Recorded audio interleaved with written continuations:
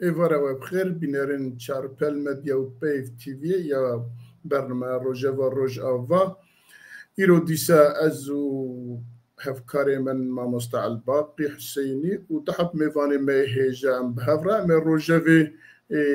روژه و کردستانی بنرخین در روژه و دا مجارین گله گرم هنه لی پیشی که ام درباز مجاری خواه ببن اما گوداریا ویدیو کی ماهی اما گوداریا وی کرتا ویدیو بکن و پاشه گازی میوان خواه کن و پاشه اما دست به برنامه خواه کن کرم کن ویدیو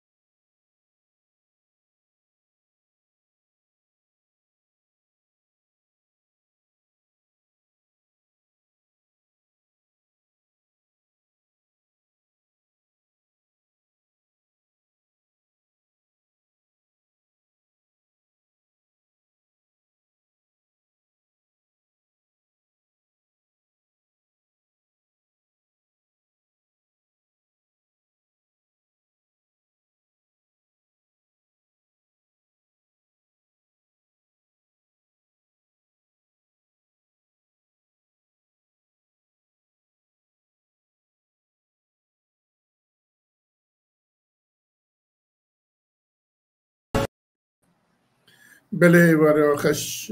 بینرین چارپل مدیای اما گازی میوان خوکن کرم که میوان من برایز لیلان هکاری هم بخیراتنا سر چاوا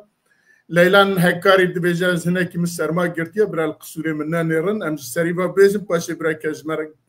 لومان نکه بخیراتی سر چاوا برایز پروف دکتر حوال سلیمانی جناب تجیب خیر ها سر چاوا ام زانن برز دکتر برجی بیا میوان چارپل مدی و پیف تیویه نهاجی برز ماموستا عبدالباقی ده هنکی باسا بیبیوگرافیا هر دو میوان مبکه و پاشجی همی در باز مجاری خوب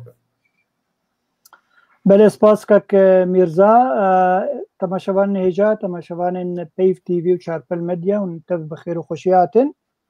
دميفان مي عزيز زيرو والقل مبن دبي خلك ده هوالا مليلان هكاري ميجي دستي بكنج برشوكا مي او خلكا مي روجاواي كردستاني جي باجاري قامش شوية چالاكوانك براستي بربتشافي حرتم لحمي كونغرين كردي تشيل اوروبا تشيل ولاجة تشيل دبن او حرتم تيدا امدية سال 2018 ده کوملاک لباجار زیگن الالماني الدار خست کوملا جواکا کردی و بو سروکاوی جوی دمی حطانا جی کاروی بربچاوه خوندنک دواره سوسیال پولیتیک خوندی و جوات ناسیه لالمانیا ویرو کار دکه دوی واریده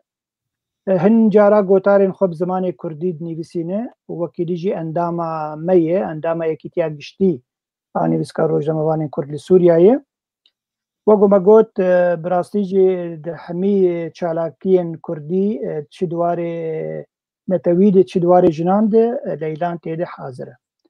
اف بکرتی مد درباری جیانه تا گوت لیلان اگر شکی کم و پاشت تیلیزه ده بک درباری دکتور می هجا دکتور هوار سلیمان شخل كمي ديركيه او جي روجاواي كردستاني سال 1986 دايك بويه دكتورة خندنا براسي قالكي بلندم مروكي اكاديمي كره وهروكي شروع كرنا كس شوف وانا كي سياسيه دكتورة خود دواره فيلولوجيه ده وستنديه يك دكتورة ودكتورة دوامين جي دواره بوليتولوجيه ده آنجی تکلیه ناف دولتی ده اندواره تکلیه ناف دولتی ده ورگرتیه وگو مگوت اکادمی ده و پسپور دواره فلولوژی پوليتولوژی کردولوژی و هر وکی روجلات ناسینه ده و دوا وارا پسپوره بدهان خوندکارن ماستر آن ماجستير جي و دكتوراه جي بندستيوي درچونه خوندنا خطواب کرنن تانها بصدان گوتارن وي دكوفارن ناف دولتي ده بلاو دبن 21 پرتو کنوی هنن هاتن چاپ کرن هر وكيلي جي سروكي كوفارا ناف دولتي جبو خوندنن كردي لسنترا ديمقراطيك لبرلينية أو سروكي كوفاري دوي وارده هر وكي ديجي اندامي ميا اندامي يكي تياغشتياني بسكاروج لموانين كرد للسوريائي براسي جيانا دكتور هوال دولمنده لبالي اب كورتاي دكتور درباري جيانا تقود اگر تشتكينو تازل جم تهبت كاروي ليزي دبكر سپاسكم حتى بدي باسا دباشي كك ميرزات كاري دس بروغراما خلق فرمو دنگي تگرتيه كك ميرزا دنگي تگرتيه بله ام دزانی که هر دو میوان ماجی گلکی برهمه وان هنه لیلا خان از چالاکیین جواکی دا ناز دکیم و دکتور برز دکتور جی چند جرم لفر دوام برنامه دا ام راسته هف هاتنه و هر وقت دوستانیا مجویر شوی دمی حتی هد دومه جرکتن جوارات ویجم هر دیاراج ویجم هم بخیر هاتنه نورمال دا ویدیو مدا خالا ما عولي شردنا بين حكومتها كاتي وعلويان دا وباندورا ولسر كردان بو ليرلي إيرو بيشاتا كيدن قومي سروكي حسد مظلوم عبدي وهروها سروكي حكومتها كاتي وكردنها بناف كريا كد بيجي سرو كومارم بهافرا پیمانکی امضا کرد پیمانکی حشت خالان پیکته امن هال سروان خالا یکو باخفن که او خالانا دا جبو ما کرده چه چه تنه دوی چوابه کرد جبی پیدا چه بکن امن سروانا باخفن همه از دویجن ما مستعال باقی جارکدن جبو تجید بخیر هاتی اگر تو بکار بیوان خالا ام یکو بخونه و بسروان و درباز بون ده گلک باش بن باش گلکی دبی رو جبینک چه بوید نابرا سروک کمارا سوری احمد الشرع و هر وکی دیجی مظلوم عبده ده ما داری 2025 ده بسر 8 خالان لهف کرنن یا یکی گوتی دبی ما في همي كسن سوري ما في هي گوتی که واری سیاسی دی کار بکه و همه دزگهن یه سوریه دولتی ده کارجی خو بگره کسک نه لأولواد نره کسک نه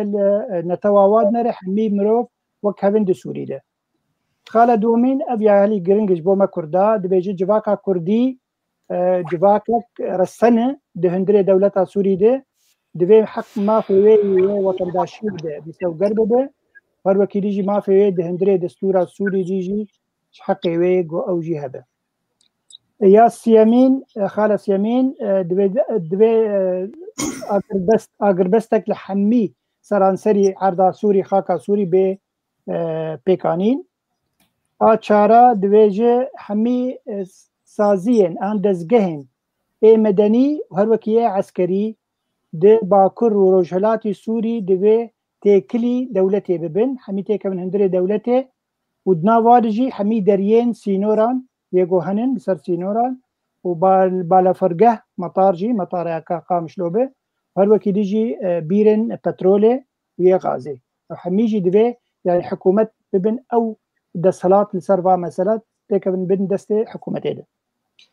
هر وكي ديجي خالا بنجاو جي بو كردا باشه دبيجي حمي كسن كوچبر بونن جي سوريا دبي وگرن ولاتين خوا باجارين خوا ودبي حكومتها سوريا وبباريزه يعني البرهقة مثلا عفريني وانصاري كانيه يعني باش جو كردي ما وگرن جي خو بين باراستنجي حفت شش ببورين دبي دولتا سوري ديجي واكسن مايين كسن مايين جي ريجيما بشار الاسد دبي او تنببن دبي مشري وابكن او نمينن بجبو مثلا اشتي لسوري حمي بلاببه حفت دبيجي حمي تشتن جو دعوين ان دوزن كو دخوازن سوري دا بش بكن انجي مثلا جو تارا نحسكرنه دبي رابه دبي مثلا دناب نتوان ان بيكاتيين سوري دبي تجاري مثلا يعني دوبندي تنبه ودبي رابه يا حشتا دبيجي حمي دبي ام حمي كار بكن جبوكو ام كاربن انا وحطا داويا في صالي اف حمي بند وشرط ومرجعها بيكورن دهندري سوريا بلكك ميرزا اف بونا في حشت خاليها بله از اما یکسر بچم با برز دکتر مبان خالا خواند بديتنا ما دخل عولة دا يعني دبيجا محمي سورينا دبي هركز وك سوري بجي ووك سوري جي بمينة قالوا بديتنا تشانه براستی اف هر هشتخال ينكو باوي ماني ماموستا باوي ماني هجانين زمان براستی بری خلککی بری ساعتکی هات بلا هاتیا بلا فکرن تاني من بعجلة من خوندن هشت خالنا يعني براستي حتى أنها ندي يعني تديت وكي قوتي لها فاتنك قشتية ندي يارا يعني مثلا بيجن دبن هر باراغرافي دا چند وكي قوتيان بحر بابتا يعني هر مساكل سر هر كرنا مثلا باراغرافي وانا ديارة مثلا غافازلال بكن جرنجا بيجن او ما في دستوري تشيا داليه سياسي داليه حقوقي داليه اداري وهر داليه طيبه منديا تشاندي نديارة براستي بقشتيا ليبلي لجان وكي قوتي دستاو كوميتين تكنوقراطيين باسبور لازمن كوب كفنا دوري و باوايكي زلال باوايكي الريكو بيك فان خالا الشرح بكن شرفه بكن و دبن الهفكرنك ديار دا فوكسكري دا و اشكرا حمو آلي بين اشكرا كرن و جرينجا جي هردو آلي وكي يعني وكي كرد وكي ربريا شامي السر نتوا كرد وما في قلي كرد باوايكي زلال باوايكي ريكو بيك السر اساسك تكنوق يعني سر اساسك وسر اساسك مؤسساتي وسر اساسك حقوقي اشكرا جرينجا بيتا كارل سروري كرن بيتا زلال كرن بيغمان نهاد حلال دكتور لور یک پرسکی دنابینی دالی هر دو آلی کو هاتنه باهف نابیجن آلی کردی و آلی سوری بس تبیجن سوری اجادوه دا توی معنی کو تو او فرقی تنه نابروانده البراستي نه يعني اشكرا نكرنا چمكو قداماكو بيمان چه دبا جرينجا هر بابتا هر برساكو المروف يعني نابرا د ام بيجن حكومات وكي حكومتنا وكي حكومات يعني وكي جهاتك السياسي وهر وهاجي قصدج وكي هيزكا عسكرية حسابي راستا ليه بلد بقشتي حساب دبي برنتهني برسياري بنا قصده وكو أواكيكو وكي كرتين أنا فهم كره يعني وكي برسا كرد يعني وكي نونارتيكا يعني زلال با طاريبا وشارتي با تفهم كرن جرينجا بيتا زلال كرن براستي نزلالا جرينجا بيتا زلال كرن وزبوك بي زلال كرن جرينجا بسبور وكوميتان يعني لجان ودستاين زانستي ويعني ين بسبور لسر كار بكن ولسر دانستاندني بكن ولسر غنغشي بكن وبرف وفكن في مسألة وبأوايكن فيساندي بأوايك زلال بوريا قشتي راجهين وغرينجاجي هردو آليابا شامجي قامشلو لسر لها فكن في أواي قشتيا براستي سينوري و نايف ام كرن مثلا وكي هزكا سوري لها فكرنا يانجي وكي نونريتيا حمو ملات وكي ملات رجلات سوريا الى اخر باكرو رجلات سوريا ليه بليه مثلا كرد حقي قالي كرد وكي ملتك يكون رسن سر اخا خوا والسر بنقا نتويتي خد جياندك وكي ملت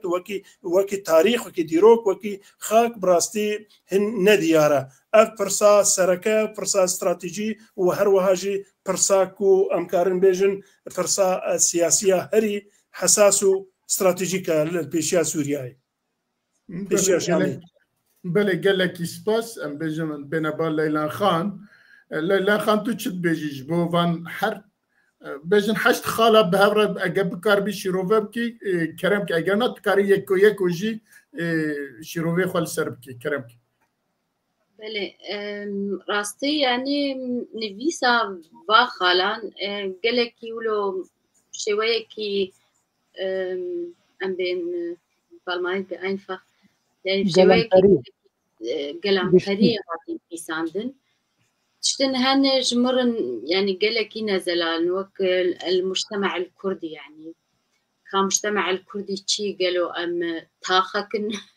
نيف باجاروكن ام جواكك توكن افتشي المجتمع الكردي يعني افتشتانا تشتكي اني فيسي يا سعيد ازدواد نابينم الجوري دستورن ايجو ما في مروفا ما في قلا تين باراستن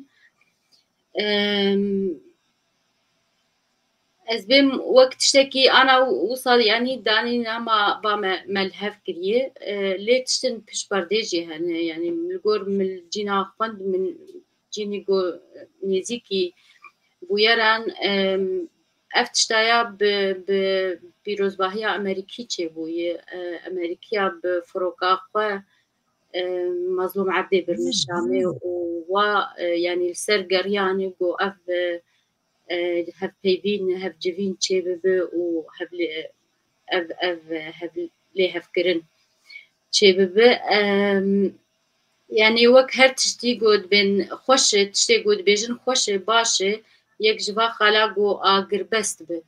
راستي افتشكي و باش بي يعني از بيجم چقيسي قو نولو زلال جيهين لي اف آگر بست جالين كرداجي بي ويقلكي باش بجبرقو ببيشي وي انا كرد وعرب ام دبينن او بشي سني عربي سني جي بچقيسي وصا چاندك تندو تجي چاندا كشتني الباوا هي و اف الهفكرن نبايا انا از باورم يعني وي كرتك تناوار ناد جو نمازاني بانا بچوجي دركبن اف خلا هري باش جو يعني آگر بس بول هفكرنا نابرا كردان و شامي بله گلکی سپاس کرم که نا تشبيناي هين برسي تمام کرم که ما مستعال باقي استمع باته بله اجبركو از هين تبو ما از برسي خو هناك باواكي دم كيف ده بفرمه بله يعني دفاع خالدا تشتكي فكري جبو نتوابون جبو كم نتوا جبو فدرال جبو اوتونومي جبو كردا تشتكي تدا نابينم بله دفن حشت خالدا جي تدا تنا هم ولاتيه سوري هي تدا هركز ناوا سوري دبي وك هف بجي قانون جبو حميايه وحميجي سورينا وكيدن تشتكي تدا تنا الجورمن خاين جوان ابي كوشبر ورن جي كوشبر جبوان اساني تشبكن يا جي شر هفنا كيف لانو بيفان دفان خالدا متشتكي تايبت جبو كردا يا جبونا توا من نديت جناب تشد بجن بله سپاس کاک میرزا براستی گلک خافتن که یک کار سروی مسئله بیجه گلو پیمانه ای روحات دارخستن پیمانک لشکریه آن پیمانک سیاسیه بگو من ام خالن سیاسی تدبینن قال له او كاك مظلوم عبدي چندي يعني مخولش بو قال لي كرد نتوا كرد او كاره واخالا قفتو بك باحمد الشرع يما قمانا من يعني دكتور اني زمان دكتور هبال يعني بلكي خالن سركنن يعني قال لك تشتن هوربيني هن دناف حر خاله كده او نايقو تنسر راقه هاندنه اجبر فيها وي ام قال لك هوربينيه ام نزان شي دبه يعني باش يعني قمانا من يعني وقتها تي بين بربتشاف اف بيمانا قواتي الدار خسن بيمانك بوزيتيف تشما بوزيتيف اف جاري كم جو حكومتك سوري اف صد صالي حطانا نافي كرد رادق هنا انه ما ملتك كرد هي ما في ويه وقت داش خدي ببيج ما في هي جو ما في دستوريه حقي ويش تذهبه يعني باشا يعني دسبيك هكا دسبيك بفيرا نجيبه باشا دستوری بس وك يكي سوري دستوري نكو وك هرمكي كردستاني من انا جهبالك يرني بسان وابخو بزمان ديستي بزماني عربي جليستنن يعني نقولتي امي ما في وا بتشسبين دهندري دستورا سوري ده نا قلتي ما في وا هي دهندري دستورا سوري ده يعني وقتي حرب وطنك حرب وطن داشكي ما في وا وكوي ود هي براسيجي افهي يعني وقوكك بيجم خوشكا ليلانجي قلت يعني اغربست يعني قال لك يجرنجه جبر دفي دما داويدي كك ميرزا يعني قوتارا شارع عربية سني لدجي كرداجي قال لك توجبو يعني هما شر خد في بعلويار خلاص كنا كارن بري خو بدانا كردا بحجة وبحجة كارن بري خو بدانا كردا كارن تعداك مزن بكرنا وبالي كاريا تركيجي ليه بلي اف بيمان هات بوكو كاربه هنا كيوي واخل كاجي ولو راوستين نا كرد ملتك رسن اللي سوري ما في وهي كاربه علي كاربه وكاربه هريماوي تيك بناف هريمه حمي سوري ده وام كارم خوش به بدور خودي ببن يعني اف سيجنال دايه ملت سوري يعني براسيه بيمان جوي هاوير باشه يا دو مثلا هجان بيجن بيشروجا ريفابريا خسر كاوي بچرنگي به قلب بشك جهندري ريفابريا تبعيه سوري ناوي تايبت منديه كويه به ابجي دهور بينيان وقول بيجن دناف ريزاده وبيكو ياكرن بيشروجه ده چندی تعدی گل کرده هاتنن و بین راکرن مثلا جنسیته و بدون واکسه به نفوس مثلا عرب انینا عرب ادنا هریما کردی ده گلوی کاربن وگرین جوانا يعني افهمه جا مثلا چد مين مثلا سياسي ايرورو جا يعني جربري خسرتي خسن وجا انا كسيتي خسن انجمن اجتماعي كردي قول سر فاب سكنن كاربن وك شان دكي سياسي هرنجم شرع اوكي تا بيمان بك مظلوم عبد الرداني اگه بيمان عسكري به لما في المي سياسي دبي باشكره كرن وبقمانا مجي يعني وقتها بتشتكي اشكره ديريكت نادي دستي كردا ايرورو او دو ترسج الشارع عربيه سني جبر شارعك عربي سني قالكي يعني تكاربه جي نجاة برستن كاربه او تشما افقا حق دايوا يعني كارم فيجي بيجن في رياكشوني بكن وجبوغو في رياكشوني نكن كاريبون اف بيمان بفيرنجي بواحد خالين خوي يعني تكاربه جن سيفيك درباز دكن كارم بيشروجي وقو بيجن هناك دبن ماسيدي كاركي باشتر بيكرن جبو كردا وكاربن تيكا من حكومة سوري دي بسيشار وزير اجي جديبلا نيف وزير كي بري هجر بنابي شعياء بنابي مسلمان درباز دبو يرورو بنابي كرد كار درباز دي انه كردك جهري ما جزيره جهري ما عفرين جهري ما كوباني كاربه بو وزيرك ده اندري حكومه سوريا بيشروجي ده يعني براسي قال لك تشتانن يكادي سرباخه ليه بليك بين خفرابك وجانا يعني جبه دقيق كردات خوسن تفجر سياسي كردي تي خوسن وكارك قال لك يمزن بكن داكو هر النشامه وباشكره مثلا خويا سياسي چار سر بكن بحكومه شرع يعني باشا مثلا عسكري به اجان بيجن عسكريه او جي تشتكي باشا جبر قفن تركي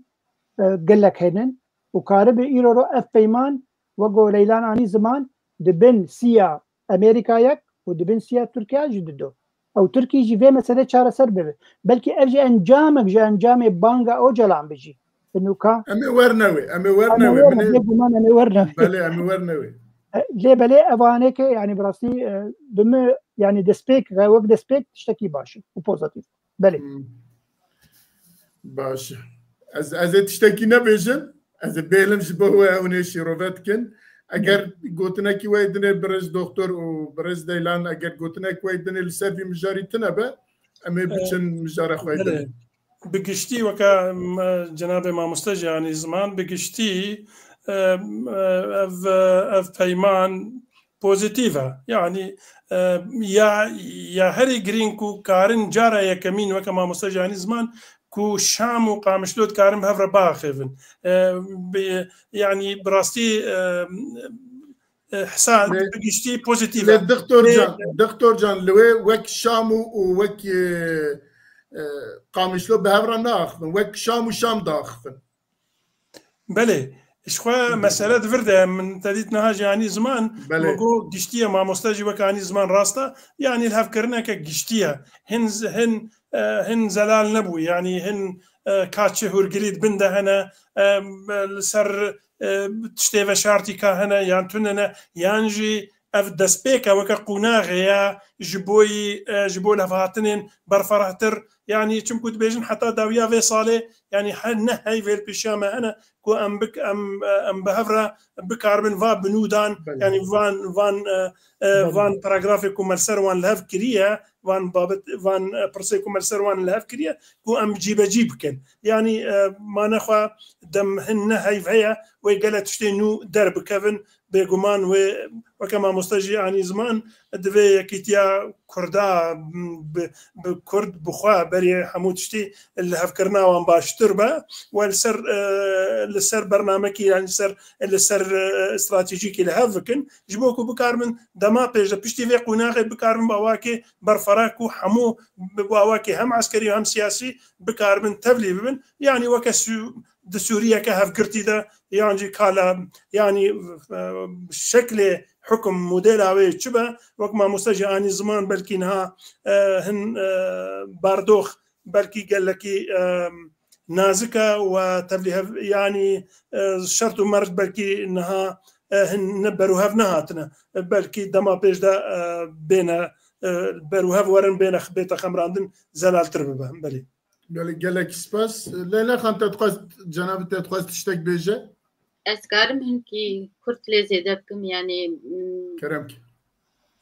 rastiya meselê çawayê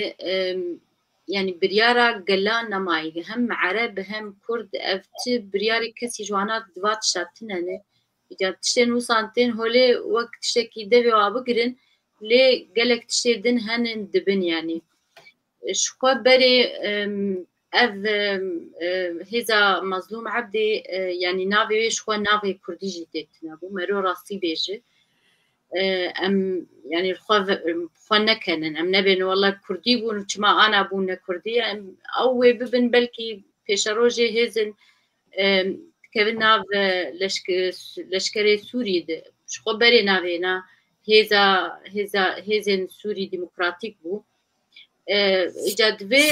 warî digerek Kurd xwe bidin hev yanî em wek gel em xwe dibînin gelekî serbixwe xwedî ziman xwedî dîrok xwedî nasname gerek em ji xwe kar bikin got em mafê xwe bi dest bixînin ez bêm pêşerojê wê ev hêzê Sûriya Demokratîk ji xwe wê nema yanî tiştekî wa Kurda bi hev re nemîne ji bo lo gerek Kurd li xwe şiyar bin li xwe hay bin ser mafê xwe kar bikin belê gelekî spas em derbasê xala xwe وڵات دixwazim komentarekê bêjim kek keremke yani belkî bervacî gotina xwişka Leylan bi lê belê gerek em vê zanibin yani tiştekî balkêş e heger ne ji hebûna vê leşkeriya li cem Hesedê hêzên Demokratîkê Sûrî bêguman yani YPG têde ye û YPG têde ye wê çaxê belkî ev peyman jî çê nebûna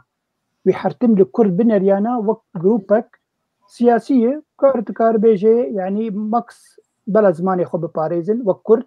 li wê herêma xwe lê belê ev hebûna vê leşkerî wî roro heger tu bêjin ber bi şav yani an jî bide berhev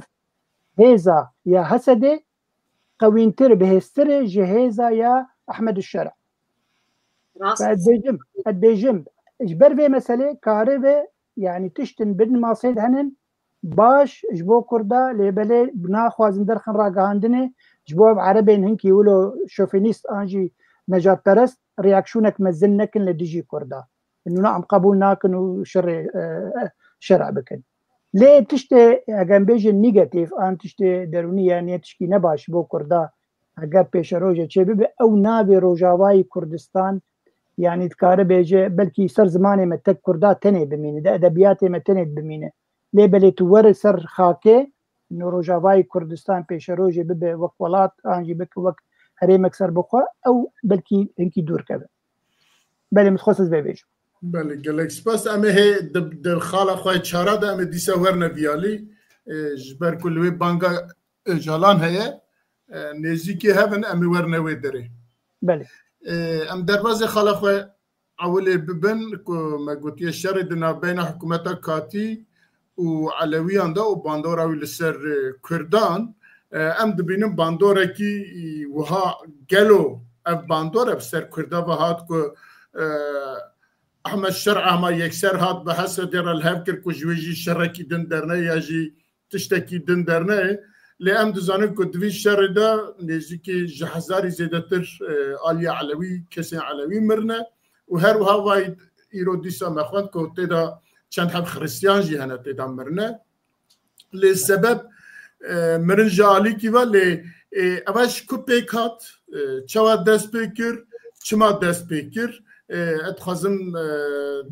برز دکتر اگر بکار بل سرویا گلو تلیه هنه کی عالیه هنه تیدا وکو ایران وکو اسرائیل وکو ترکیه وکو نظام کدره افهمو دیتنه حکومت آلمانیه براستی و همجی انگلترا ناخوازم درێژکم لە یازێ وەرم سەر پرسا جەنابێ و مەسەلا چما ئەv مەسەلا ڕوودا بڕاستی نەها وەکی هونزانن بەری کۆ زۆر مەسەر بەرسێ ڕاستە ڕاست بدەم ئەنجومانە ناودەولەتی جوین چێ جوینێوان نەها بەردەوامن بە ئەواکێ گرتی سوڕی یعنی و بێگومانژی وەزیرێ حکومەتە ئەڵمانیژی و فەڕەنسی و ئینگلتەرا بتوندی ناڕازیبوونا خوا ئانینە زمان یەکێتیا ئەوڕۆپا و هەروەها گەلێکی عاجز بوون و حساب بڕاستی ئەv نەتەجاوزاتن ئەv نەشاشیتینە گەڤان مرۆڤ لە گۆری دیتنێن دەولەتێن مەزن وەکی ئەمریکا وەکی فەرەنسا ئەڵمانیا و هەروەهاژی گەڤام نێرینەکە سۆسیۆپۆلۆتۆلۆژی لێ بنێرن مەسەلە نەمەسەلا چەند سەرسەریên ئەم بێژن یانجی توندرا و ئەvên ku şîşanın şîşanîne îgûrin ji Bakurê Çînê hatine yan jî ji Kirêmiya ew tatarin Tirkûmanin ku hemû navê Hemzat û nizanim Emşata xwedane hevdû û silah û çek çona Tartûsê Laziqiyê û Banyasê warwa li wê derê اف تشتاك ونهاد قومي ونها بردوامه حتى ايروجي قد اف عم حساب براستي الجوري فيديو والجوري صورته والجوري شاهده والجوري دنغان والجوري ديتني امريكيان والجوري صحافه امريكي وحتى بريطاني وحتى فرنسي وحتى روسي وحتى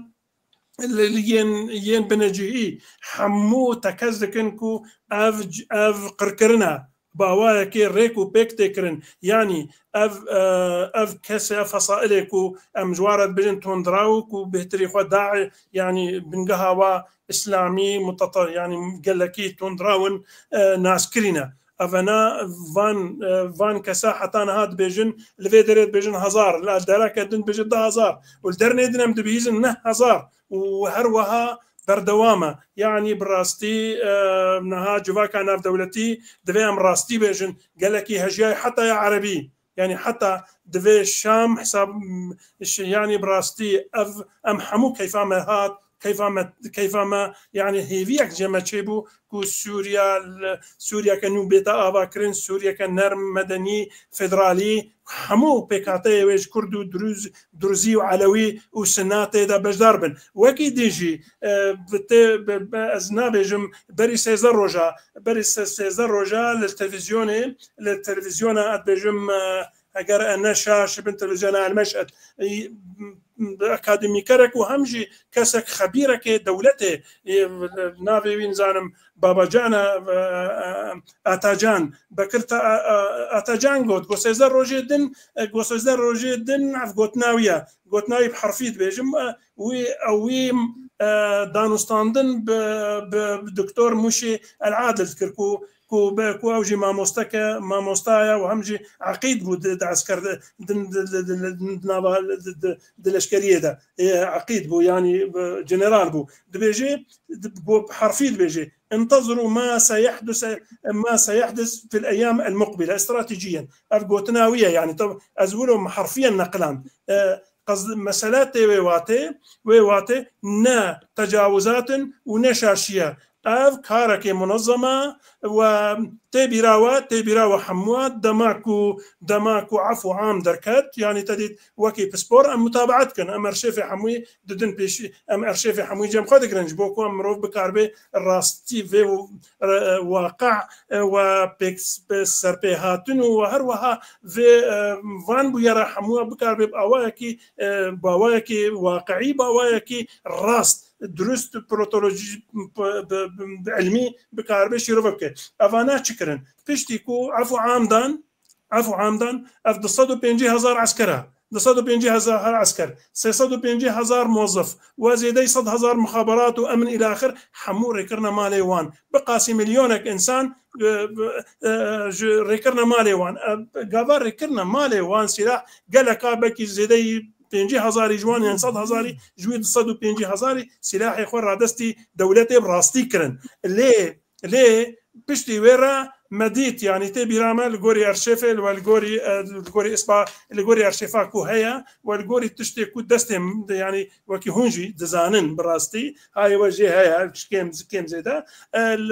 او هيزن فصائلك بري العفرين يبو شون حما وحمصي الويد بدجي بشتي سلاح جوان كشاندن والويد ريد دست بانتقام يكرن بدست فتنه يكرن بكشتنه يكرن بدزي يكرن اوانا بري خو بشرا دا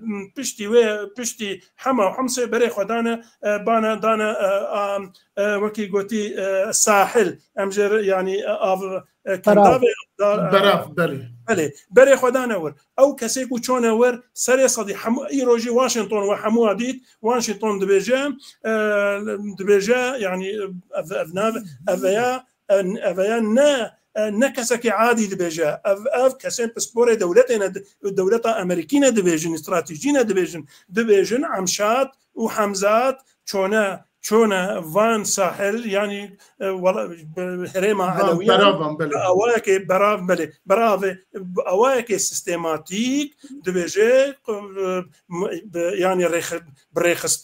يعني بريخستن وهروا بإدارة ورهيا ريخستن ورهيا وحاضري جرات يكرن وبأواكي مؤسسات إخوة يجي مراكز إخوة الويدري فشارتي الويدري أواكرنا ودست قركرنا وانكرنا يعني ام تقاسي بيجن براستيل فيدري تي واتي اف كسيكو تشونا ورجي افين عمشات وحمزات وديت بدها كسين ايغوريبون بزمان ايغوري قباد اخفن وديت حمو هون حمود بينن وهروها حتى او نافي ويتشيا او نافي دانيش جمعه كسكي بربرسياري داعشية اشكرا ميكروفوني باني عسكري خدكي يعني بدها هاي وكوي اثبات كركو افنا همشاتو دا همشاتن زانم افنا حمو هيزي تندرو وكي داعش وكي القاعدة حمود افتندروي هان همشات هذا ده حمزات هذا بهافرة شونا برافي يعني شونا هريما علويان ليه بلي برسام يعني الفيدري تشتاكو بسيرة براستي او كسين ايغورينا كسين تاجكستانينا كسين تاتارينا بعربي نزانن بنجيه ناس ناكن باجارو قندي علويان ناس ناكش كود زانن قندي مثلا قندي مختارية كفي كور الويدري قند سرو بنوي قندي الصدو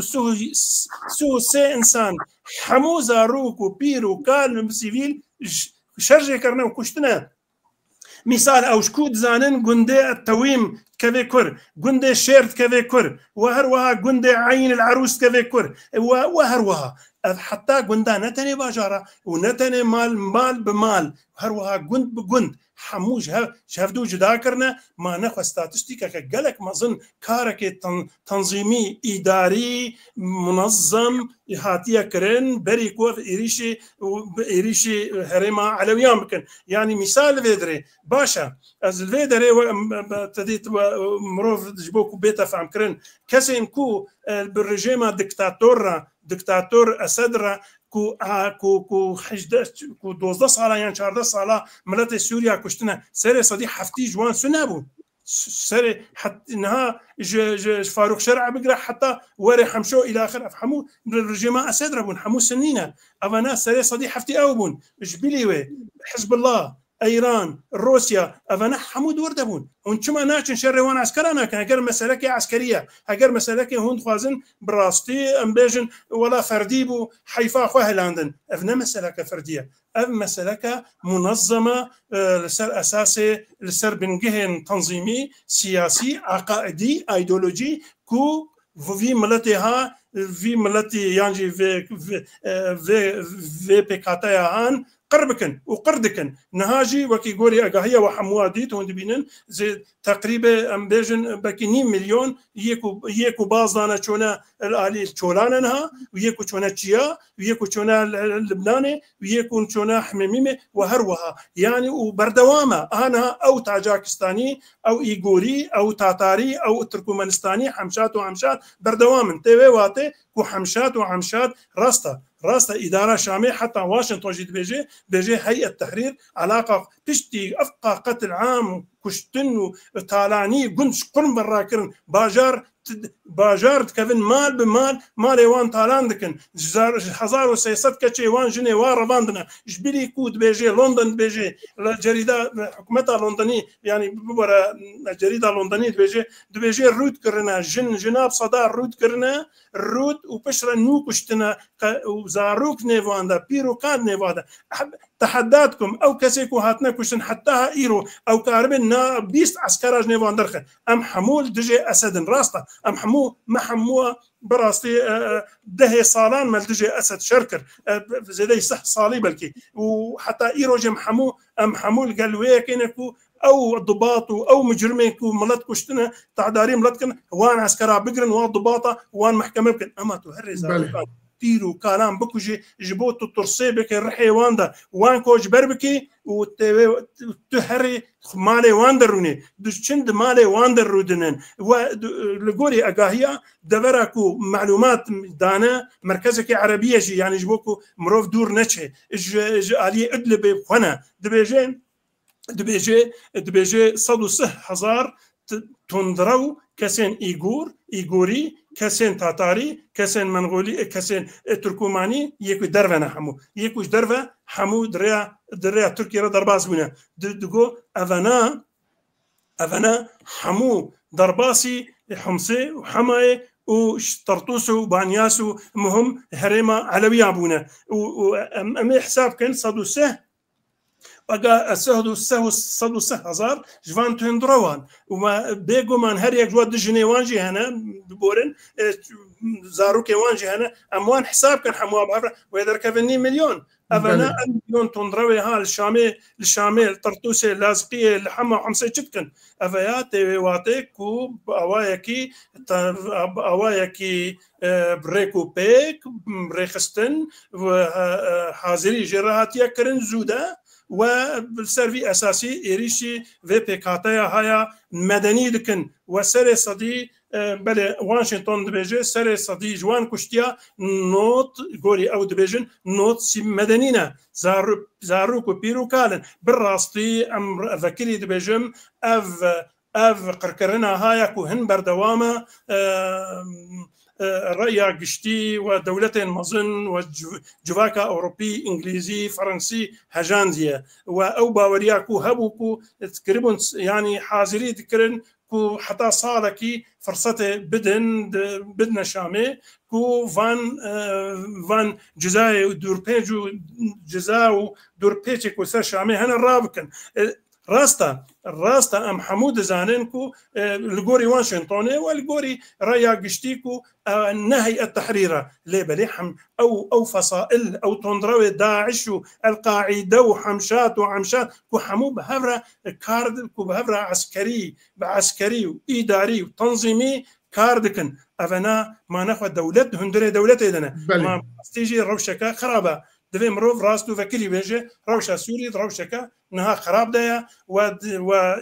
ودولتين مظنجي وكملا ناف دولتي انها حسابات خدكن ولجان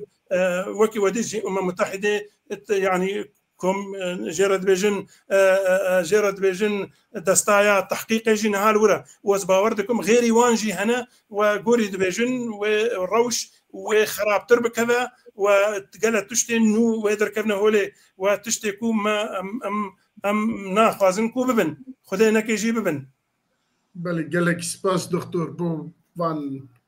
اوكي شروع انت بنينت بيرو بوتشن انت ليلى خان تذكري تش زيدك لسر قوتن برز دكتور هفال راستي اجي وصاد بينم جيم خابنيه راستي افتشي قو انا السوري بجيتين لبراوا دريا سبي تشتن مرونكار جي مروناكشي نبي تشاوا ولوتك بشي هما تبي 6 صالي جوي رجيما بروتال ورجيما تندجيجو دجي ملتي سوريا قشتري بشي 14 سالان اف شرينا فخوي قول سوري هابو يعني مروف دخواست قو يعني ميجي ما وصاج مرد قو وسوري كرد عرب علوي درزي تاني اشيتي بخوازن تاني هفقرتني بكن بخوازن اجازة رح بكن رونين لي مخابن مرو تشتكي دبيني يعني اف جروبين عربي سني مجي وانا وصاد بيجي بترولا جزيرة دويد دستي مدبي بندابا دريا سبيد دويد دستي مدبي او تشتي وينا حلب وبازرگاني او تشتي ويد دستي مدبي وقت تشتكي قو كسي دجوا بيفتني اما وقتا خورتبونه هنك دستي خود بينن او هشمندي وانا او چند داواي تندتجي درتكبه بله ام بهيفيت كن اف تشتايا يعني اضب بس قالك كارج سر بيكرن راسي اف هشمنديا وصا يعني ازي جيراني خوب كوجم زي دوستي خوب كوجم جبوز مالي وي تشتي شخور دمك يس خورت بوري بينم دبي كس تنا بجم بيف افجي يعني هناك جي اف پروردهیا رژیما بعث جدید و گلکی کار به سروی هشمندیا د سوری گوچه بویه تاگو مروف کار به آشتی لی بشه. دکتر تفد گوت یعنی خوشک شروع بیچید به جم خابنیه راستی ترسه که مرور چید که یعنی مرور نخوازه تجاری حرب کر سوریه سردان سوریه جیب که دمكي قمروبن هن اف هشمندي باواهي اف فكره راديكال باواهي مخابن كلك سباس مالتا ما مستعل باقي دكتور وهردو ميفان مجي باواكي او شيروفا كيرن لوي تشد باو تشد قومه لي بمن ياك اف كسي هاني كنت بين وقت كل عفرينا عني تشتات كرن همان كسن كنت شونا لوي تشتيتكن شونا لوي تشتيتكن ببي نبي دكما بنا او كمرفا كو هناك آلي يجي هناك دولة هنا بشكريا في كاري تكن كو اوانا بكن بشكريا وانا تكن يجي سرو كومار كاتي كن هال خد بيجا دبيجا اوانا عسكرين بشار بون اوانا تخواستن تبلیغی درکبه اف تبلیغی جی جوان درکتیه جوی وحات دست بکریه تاوی معنی که او بخواه احمد شرع بخواه بشکری وی تشتیه جی جنابتا چد بشه بله زانه کک مرزا مثلا گول پراوا سوری چید بیرو رو براستی گلک سیناریو هنن گلک تشتین گوتن لی بله راستی لکویه یکار ویجی بین برچاوی خوا ذاتن وزیر دروی سوریه کاتی آنا اساد الشرع تشتک احمد الشیبانی اساد الشیبانی تشتکی بالکش گوت گو بلاش بیر نکن نوور رژیم بشار الاسد چکر بسری سنابه 1 ملیون انسان کشت 12 ملیون تاراوگه کرد یعنی کشبر کرد 4 باجار عربی سناده ویران کرد 150,000 حتی ایرو رو نخویان که هاتن کشتن آنجی نبدی بونن ديمك وقت اب منتاليتيت وقو خشكا ليلان جي قوت اب منتاليتيت الجنفا كصاحبه بيكمان ويركبانيه بكن انجي و حيفه هلينن فهم مثلا حيفه قال لكي خطرك بفيك مزنه هقل سوري بردوام بك وبقمان من ينبل كبير ودرو هنكي ولو هنكي كيم تربو يا مثلا بقمان يعني وقت دكتور جي قوت ليلان جي قوت او درن علويات كوجن حتى السر ناصنا يا تو علوية يدكو جن المسألة هي يعني حيفا خذ هلين أو حيفا شارد الصلاة جو أوقاسي بشار الأسد بالسرع عربي سنة عطر أو تخاذن وحيفا هلين ما أفجي سياستك براستيجي نراسته ليه بليل أم طرفي علوية بن ربيكا وتشكر وقوه خدا حكومة الشرع أفسيمهن كونجرك الدار خست وبيش جوهكر وجو كرجي بيش جوهكرن وجو درزيجي بيش جوهكرن وجو مسيحيجي بيش جوهكرن شرع بكيف أخوات شن إنسان آنين جو أفن نونرن فيك وابيك هاتيان أب مثلا بالا واقل كي كشان ياد الدوا علوي تايبت علوي بينجي و4 سال حكم دكرن للسوريش جي حفتي حتى 1024 بينجي و4 سالة إنسانكي تخدي دبه دستلات داره پريته هنن كيجا جهة كي تكارك كيش بك دستلاتي دستيته دي تشك دستيته دي ودناف سيما هاده تشكي تنمى وقو دكتور قالك احصائيك خوشكاني استاتستيك خوشكاني او قانصاني دست كار بدست موظف او قانصاني عسكر او قانصاني المخابرات لهندري وي هريما اگر بيجن لاطقيه وطرطوز وجبله وبانيا صواه يعني حمي بيكارمان بيبرمان يعني انساني وقت هذا بيجي تكارب انسانك زور انسانك بك ويبرشي بك او كس هات برشي كرين فتشتد ناف دستي واده او تشكيد ناف دستي واده بيوجي بر خدانا خو بكن بكارب دقي خو بكن جهاني حتى انا جي زلام علوي دهندري سفارات باريوس خانه سوري دنيش دربي ولات كارن دنگي وا بگين دنگي وا كس كشتي بگين الدوله النام نتوي وبراسي جيرو وقو دكتور قلت ايرو نتوين يكبوي كوميتك شاندن لاطقيه وطرطوز جبو كاربن سروا كشتين هاتي كرن بسكن راوسن كرم بك باش ما مستعل باقي يعني بيجن اوانا شون لورج بركو اوانا بينجي ويك ساله برابر وانا بيجن حمي كاري دكرن ياجي وانا راحتنا دهشتن ياجي وانا نكاربن دنگي خو بكن وانا دقرتن ودكشتن وحبس وزندان تكرن اما تم امبيجن وسانه باشا ايرو يجدو چما چونه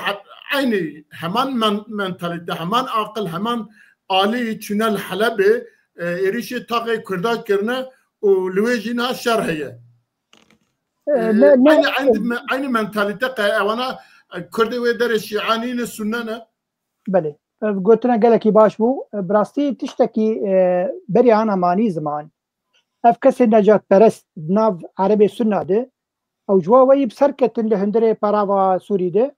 لاطقية وطرطوب بسركتن ايرو دورا كردا هاتي اما كا كردا جي تعرف ترسيه بكن انجي تعرف سوريا لوا بكن ومي بترسينن مكارن كا جوا بكو جنجي اجبو او دستي خواه الندن انجي لدجي مدر نكبن اف بلان هبو ليه بلي اف بيمانا جو ايرو الداركت براستي اف حميتش هاترا وصاندن از نباورم تجاري حتى ايرو بري في بيماني جي منو خورتك مناقشات سياسية ذكر انه كاربه في حكومتها كاتي شرعي كردابك متقو تخمينها من تجاري تنا خناخ في غلطيه خخص غلطيه يا برافا سوري ده بس خناخ غلطيه ناف كرداده جبر كرد جواب هايسترن كرد ايرو اري ترك لدجي وانن اجن بي حكومتها تركي ليه بلي امريكان لورن وجوابا ورن وبعدوا بهيسترن يعني وقتها لشكر بلي انا جيب قلت لشكري هسدي لهمبري لشكري الشرع ايرو تبدأ برهف لشكري هسدي بهترن تشك يعني كواليتيتا تشكن ناف دستن هسدي دي جي شرع خرطره يعني حتى درون الجموع هاي الجم هسدي هاي درون الجموعتنا يعني دي الا قال تركيا قال كاربه على فريق لدي جي هسدي دركبه شخي زورا ببه ليه بلي وقت يك وقت مثلا استراتيجيك عسكري ليه بنره هسدي جوا خرطره فتجاري وخانات خلص غلط يا وقف لهندري دو تاغي كردا كرن لحلبة لأشرفية وشيخ مقصود لبريويني كاري بوتشتك بكرنا مثلا زانيت كاربة جفردي جارنا يعني هنك نجات ترست هن يعني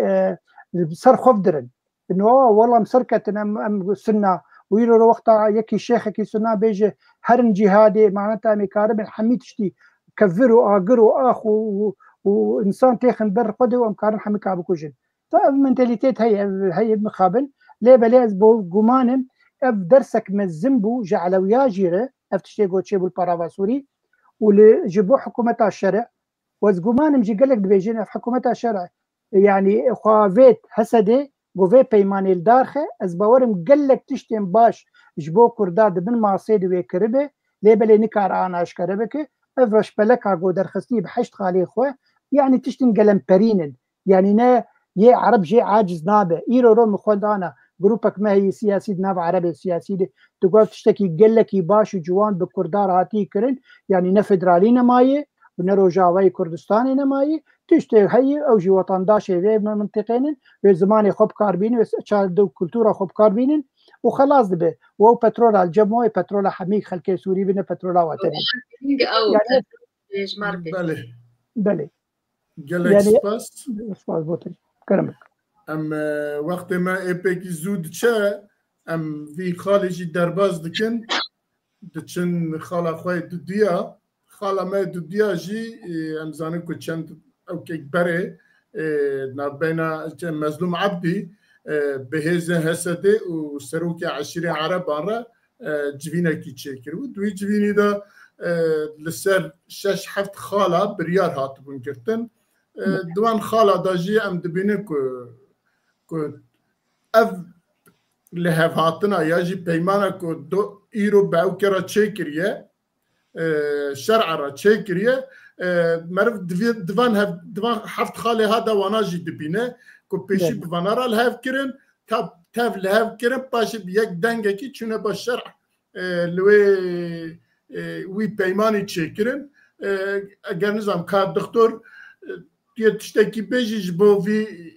هفديتنين مظلوم عبدي بهزن هسدي وسروك 20 عرب برا كو تشب بيواندي وام تكرم بعسا او كيجي تشب بيواندي وي في جفيني و اي بالشرع راهيه ياجي بيواندي هي ياجي تنه بله براستي وكي ون حمود زانن هسده سر صدی بلکی شست يعني بينجي كماي بينجي عربن يعني ده هسده ده سريان وكلدان او جهنا وكردن بيغمان اف جوينا كوش ترساوان يعني اف جوينا كو هاتنا دار خستن برا برز مظلوم عبده وسروكي 20 عربانجي قالكي جرين بو چمكو مسألة بري حمود شتي محاولة قالك جاران وك حموها ودبهيست تبيراوا چند جارا إيريشي زندانا غويراني كرن إيريشي وكي وتي قامبا هولد كرن أفنا أف هفديتنا كونها تشيبوي جبو هندري يكيتيا هندر هم خرد بكن وهم جي ري هم جي بيغومان بيكو بيتشي شامي بوان را تي وصا مروف دكارا وصا شكار بكا يعني تحليل بكا كو رأي وانجي ستانديا او جي اقهدار كرنا وكشريك وكي بيكاتين باكرو روجهلات سوريا از يعني هف هردو جفينا بكاتين عربية 20 عربة چمكو وكي هنزانن عرب بكاتين وانج 20 السر وكي حتى هاجي قبلية عشائرين قالكي جرينجا جواك رولا وان جرينجا جواك عربي ده او قهدار كرنا ديارة مناقشة جي احتمال هيا يعني صديق صدجوا او جي قهدار كرنا السر اساسي كو وانجي الهفكري بوكا قناغا كي يانجي الهف وكا مكارن بيجن بلاتفورما كهف قرتي بنافي خو نافي وان وكي من بيكاتين روجلاتو ورن باكر روجلاتي يعني ويف بي حتى في الكورتيت خوازم في بي جمرستي بله قال لك سباس الليله خان جناب تشد بيجي پیشیک او که پیمانا به شرع روره چکرن مظلوم عبدی به کومن هستی رایجی او بکاتین دناب هستی دا و هر وا عشیران راجی جوینه کی چکریه دوی جوینی دا لسر هفت خالا لحف کرنه و گلو از تو پیوندی یاج مرفت کاره پیوندی که در نابین هر دیا دا ببینه که پیشی مظلوم عبدی خواست بوان را لحف بکه و بیک دنگه کی بچه ویالی بچه بشرر رونه بله عیني شخوا اف هزين سوريا ديمقراطيك عرب جيد ناف دهنه برنجي بربونجي بكاتين دنجي هنك عاشوري هن يعني خوياي جو تني نخوستي بنا يعني بناوي خو وناوي كردا تني هبتشه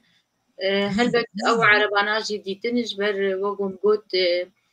باش نعرب جد نافا هزي سوريا ديمقراطيك دهنه اريني جوا خوستي هلبت و چوي شامي بفي يكي يعني جبوغو نافي تبا باخوه اف كسن ناف هزي سوريا ديمقراطيك ده لي تشتك هي از نافي كرداد اخوهم كرد قالك رسانة جقلي أبين أنا السورية شخص يعني بنجها سوريا كرداد عني أب سوريا أنا بشوي أنا بني جنجام دبينن كردا أب داني هو كرد قالك رسانة لسر ملتك رسانة لسر خاك خوي خدي ناسنامه خوي خدي زمان خوي خدي دوزا خوي ويش دوزا خو دانه كذا كي بناوي كردا پیمانا چید که چه دکه دوزا کردی نای وندا کرن تا مافی خواب الصين از دوی باوریه دمه گو کرد و نما قبول بکن پاريزره کی جدرعه نجات پرس بی گو زمانه واو نابي واي كردي لو اقد خبك ونما قبول بكن اسايش واناج بر آوا درياس بيبگو ننوكي زاروكي واراك جو كردي باخذن افتشانا كرد نما قبول دكن والدوز اخوا خودي دركبن جيبنا قرنتاغو ما في خوب الصين بله قالك سباس ما مستعل باقي زورم باتبع وديس ازي باواكي دم ببرسم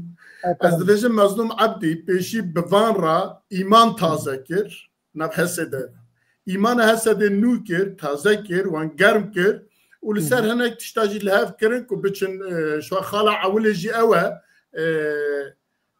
خاله عوله دديايا لقال شامي كو بچن لقال شامي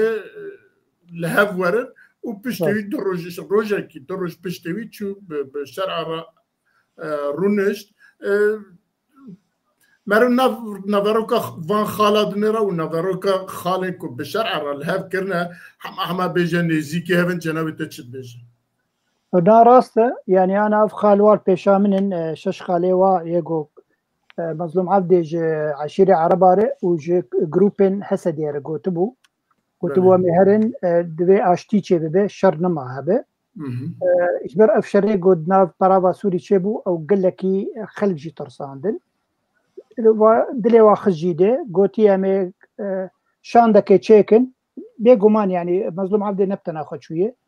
كاره هناك عرب خور بربن سلوك عشيرة عربة طيبت جي رقاية وش دير الزوري جبو دليواتي كفجيدة انو نا ام بفي حكومتا كاتيرنن وبيش روجة مبن بشك جي سوري تفاي وام كاربن با خير وتشتاق وهاي بدنا في ولاتي دي جبو متفاي دليوات خجيدة وبراستي جي وقوتي جي حتى اف مسلاها اف هريمن ما يه روجلاتي فرات کاربن پیشروج خوش بکن دواره ابوری ده دواره اداری ده دواره اکونومی ده گلک وارادو پیش بکوه اجلوما ایرو اف پیماندانی ونابه کرتنه تی درباس کرد وقتشتکی يعني بلانك هبو بلانك ناف كردا ده هبو دقو پیشروج گو مهرن سوري مهرن دانستندنه بشرع بکن ام بدو کاغذ هرن کاغذك جي یا کردیه مافی کوردی کاپچرنگی بێ چەسپاندن دەستورە سووری دێ وا دووە ji بۆ هەمی هەرێما ڕۆژاوای کوردستانی وەف پێک هاتیان نامەدە چ عەرەبن چ خرستیان بن ئەمێ کارە بن وێ کاغەزێژی پێشکەش بکەن خویایە کەک مەزلوم عەبدێ هەردوو کاغەز بە هەڤرە وەگوت بێژن تێکلکردن و چویە پەیمان لێدار خستیە واژی رازی کری و ئەنە هەنک کورد یعنی کارم بێژم سێر بێ کورداژی کارش vê meseleyê razî bê نوجارە یەکەم yani حکوومەتێک وەک حکوومەت کاتی بژیانەکان پێشەڕۆژێ کار ببێ yani بچەسب هەندێک بنابێ کوردار بێچەسپاندن کەرم بک لێ ڕبێکی دژی هەیە کورد هەرالدە نە لە گەلە ji ber ku îro min nûçeyekî xwend dibêje li Qamişlo heyetekî Amerîkî grûpekî Amerîkî li gel hêzekî axifîne ku paşê navê hêzî dertê dibe grûpa serbixwayê Kurdistanekî ye nizanim bu ara axifîne bu ara behsa hinekî ewkmeka kirine dibe ku evan bin riba ku te nexiste nava kîloyê dibe ku ew bin نه کاره انجمن اجتماعی کردی به نه کسی به یعنی کسی کاره رو خود بنره هاتی خاپاندن یعنی که مظلوم عبد چویه اره مثلا بجه بناوی قصده نه بناوی کردایه چویه لیبل تشی کردی جی کتن مسئله ده و دمه تا انجمن اجتماعی کردی تا پیشگوه کرد نه یعنی کار نوجی عاجز ببند به مسئله بس از کارم جبر بام بکم یعنی انا کسی انجمن اجتماعی کردی گرک آنا کار دست پیدا که yani ew encama vê peymanî pêşerojê çi be demek yani bingehek çêbû bingehek çêbû kar ser ava bike karî ro bibe parêzgehê herêma xwe dikare herêma xwe gelekî pêş bixe mesela ekonomî dikare milletê xwe biparêze dikare gelek navê çî navçeyên kultûriyê Kurdî veke bi serbestî û dikare alîkariyê ji hikûmetê bixwaze yani ev karê ha ana divê bêkirin divê yani encûmena eجتماعî Kurdî heta bibiriya xwesercî ji xwe grûpa çêkin komîta çê bikin karibin fêdeyekê ji vê peymanê bikin bilestirîn weqit da ku aramî bi xweşkayî têke ve herêma Kurdî de yani ev tişt gelekî hêjayî got bêkirin lê bil hegem vegerin peymanê digotin berî ev peyman li dar kevek gelek cara bi hevdûr civiyanin di gelek xala hatin rawestandin û bi gomana min ve got dîsa dubare dikim ve gelek tiştên baş bo Kurda hebin lê gerin nikarin eşkere bikin ana ji bo yani karibin pêşerojê ve hêdî hêdî mesele çareser bibe û mesele xweştir bibe û bêguman wexta Kurd li herêma xwe ew karibin hikm li xwe bikin yani pêkhatiyên nam me dijî Erebin û li Kiristiyan bin karibin xweştir xwedî bibin ne wek berê wego Beymen Xan got wê yekî ji Peravê dihat an ji yekî Şamê dihat got ew desthilatdar bû di heme herêma Cezîrê de an Afrîniyan li Kobanê û tiştekî Kurd têtir nebû bawer bikek Mirza yani 36 sala li Qamişlo mam piştre ez derketim Ewropa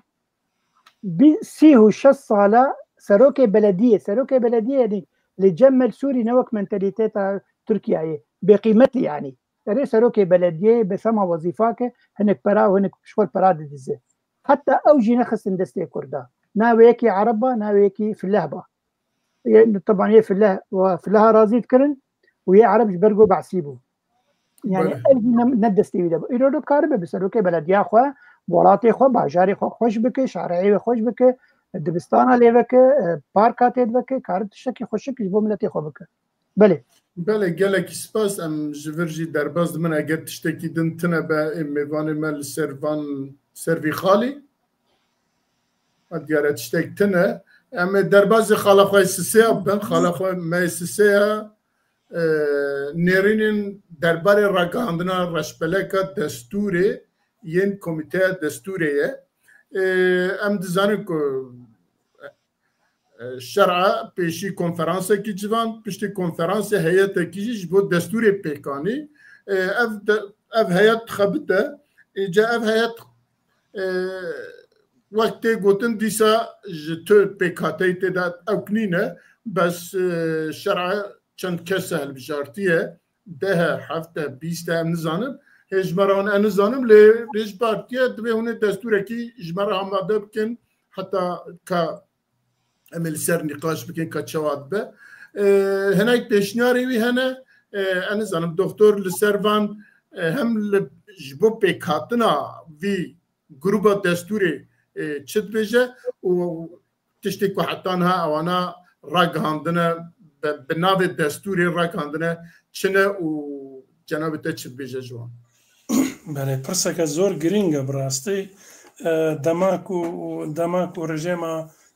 بيغمان رجيما أسد هاتا يعني دربدانك بو يعني ضربك بو يعني انقلابك بو بتشيبو انقلابك بيغمان باريكاريا أمريكا وإسرائيل وأمريكا أسد جوهرتن وحتى يعني أتكارم بينما بيراوا حتى كو دماكو تشونا او اسا لهفدو كربون تركاج مثلا تركاجي وان او فصائلك وتركيا اريوان دك نزاني من كو مساله ويخو بقينا شامي ويخو بقينا دسلاته ورجيمه بالروخين اب نزانيون بدليل حتى رجا كو ملت يعني دماك وش خشونا حلبة الويدرة زيدي 6000 عسكر هبون ويكو هيئات تحرير قافات درباسي ورد من دوري سياسات إنساني درباس من فيكسر تسليم يعني دبيجن فرق يعني وكي قوتي الهفدكن باشتي درباسي نافا حلبة بون وهر وارس السر حمايجي وسر حمسيجي حتى شونا شاميجي وشخوا أساسا كسين كوغ هانا شامي نا هيئات تحرير بو جالية درعاي بو جالية كسين كو غريدا يوان شامي درعاي چونه شامي بيشر وديتجي أسد باركر زار مالا يعني شو وحكمتها ويجي دستي خو هلدا باوايا كي يعني وكيام عربي بجن هاتا سلماندن يعني هاتا رادست كرين في أوايبو يا في أواي شيبو ليل هفكرنا وان باوا والهفكرني كو هبون يعني تشتكو ماد بهيستن وتشتكو دهاتا هيفي كرين أو بوكو دا كو سوريا كا يعني أفكد في كونغري هانيدا حمو بكاتي سوريا حاضر ببن چمكو حمو ولاتين ديمقراط ويانجي حمو ولاتين كو نخاصم بورن ينكو رنگ يانجي ام جوارد بيجن هف يعني ام جوارد بيجن مولتي يعني چند ملت تيدا دجن يعني چند اول تيدا هنا ام جوارد بيجن ولاتي كو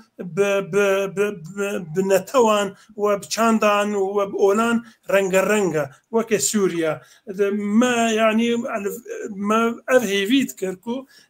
كو لجناكو بيتا دامز راندن كو لجناك تكنوقراط به جبلي ويجي جبلي تكنوقراطية حجوان كيفان حمو ملت سوريا يعني بكاتي درزي علوي كرد سريان كلدان أرمني حمو تيدا بجاربن ليه مخابن وديد أو كوميتاكو لجنة كوميتاكو هاتا دامزراندن تيدا استخبارات دولتها هبون اوان اشراف سرتكر افيا في اواي ريندان براستي ريندان هي بيكاتين سوري سوري بهفرا ورنجام هاف ودريا في كوميتا هانرا بين دعوت كرين في كوميتا ها بيغمان يك الرنجي يك ايديولوجيا يك باوريه يك عقيده تاني تيدا بجدار بون انا زعلم حتى كوده چما واچي بو براستي اذياجي مفاجئه بو چمكو دما وقت بيرا وحموا دما كو بريز اساس شيباني چو باريسه كونغري باريسه ده دما سروك ماكرون جرا اشكرا گوت دوی سوریه که رنگ بید دوی کرد تیدا بجدار بن دوی حسده يعني كتلك عسكري به وبكفي نابع حكمته ودوي كردجي تێدا بەشدار بن ینی وەکی ینی سیستێمەکە فیدرالی vê watê hate fêmkirin û şîvanî jî qebûl ki serê xwe hejand got erê yanî em hêvî bûn ku wextî berê şîvanî weke wezîrê xaricî ew bixwe serbisekne çimku ev karê wezîrê xaricî ye dema ku welatekê rûxandî be tu bixwazî wî welatê rûxandî rasta hikûmeteke demkî jê dibêjin lê daliye lê em daliye eger em bi çavek em mefhûm û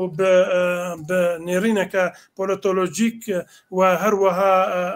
قانونی ئەم لێ بنهێرن و دەستوری ئەم لێ بنێر مؤسساتی ئەم لێ بنێرن بڕاستی حتانەها دەولەت هین و ئاوانە کردە هین دەولەت نهاتی ئاواکردن بی دەلیل هون دبینن اف فصائل هان بسر كيف اخوا ين ايغور وتاتار وتركمانستان بعلم دولته بشامه بهيئه التحرير دشن مجازرات كن ملت قملت بكاتا قردكن واجمالي وان دردخن هزارا جنيه واد رفينن تنين اليه ادلبه و درجناك من فجبكو ام بابتا خدور نشن قصدامج مساله مخا بنتي واتيك وهيئه التحرير دخستن دياركو وانا نهشتن بدليل دو استخبارات هبون دزلام استخبارات جريداي دولتي درفنا او دولتانا كو موظفك نها بخوازي كارمندك بخوازي وزارات خارجيه ده سلكه دبلوماسيان عسكريان مخابراتيان يان اسايش يان جي جويده ام بيجن يعني اسماني ده جي بقرد جي حساسه يان قصر جمهوري ده دفي موافقه ودولتها بيتستاندن يعني دريجناكم بلكي هاي اسباوركم هاي وجهه يعني ذيجي براستي هم نتنه پکاتای سوریه به باور کرده به باوری هشتن و باوریا ما هجاند بگمان دولت مزنجی اروپی جی امریکی جی اوان حساب کرکو بگمان های واش حمود شتی هیا حتی بهانا دولت عربی جی بهيفي بنكو حمو حتى يروج مصر يدقو دفي سوريا كا يعني حكم سوريا كا بحمو بكاتيان وكي قوتي دسلاتا سوريا وفي دولته اودان بكن ابابكن قصدامج مساله دفي كونغري كو تشيبو كرد وعلوي ودرزي وكريستيان سريان وكلدان وارمن وبقشتي أفنا حتى عرب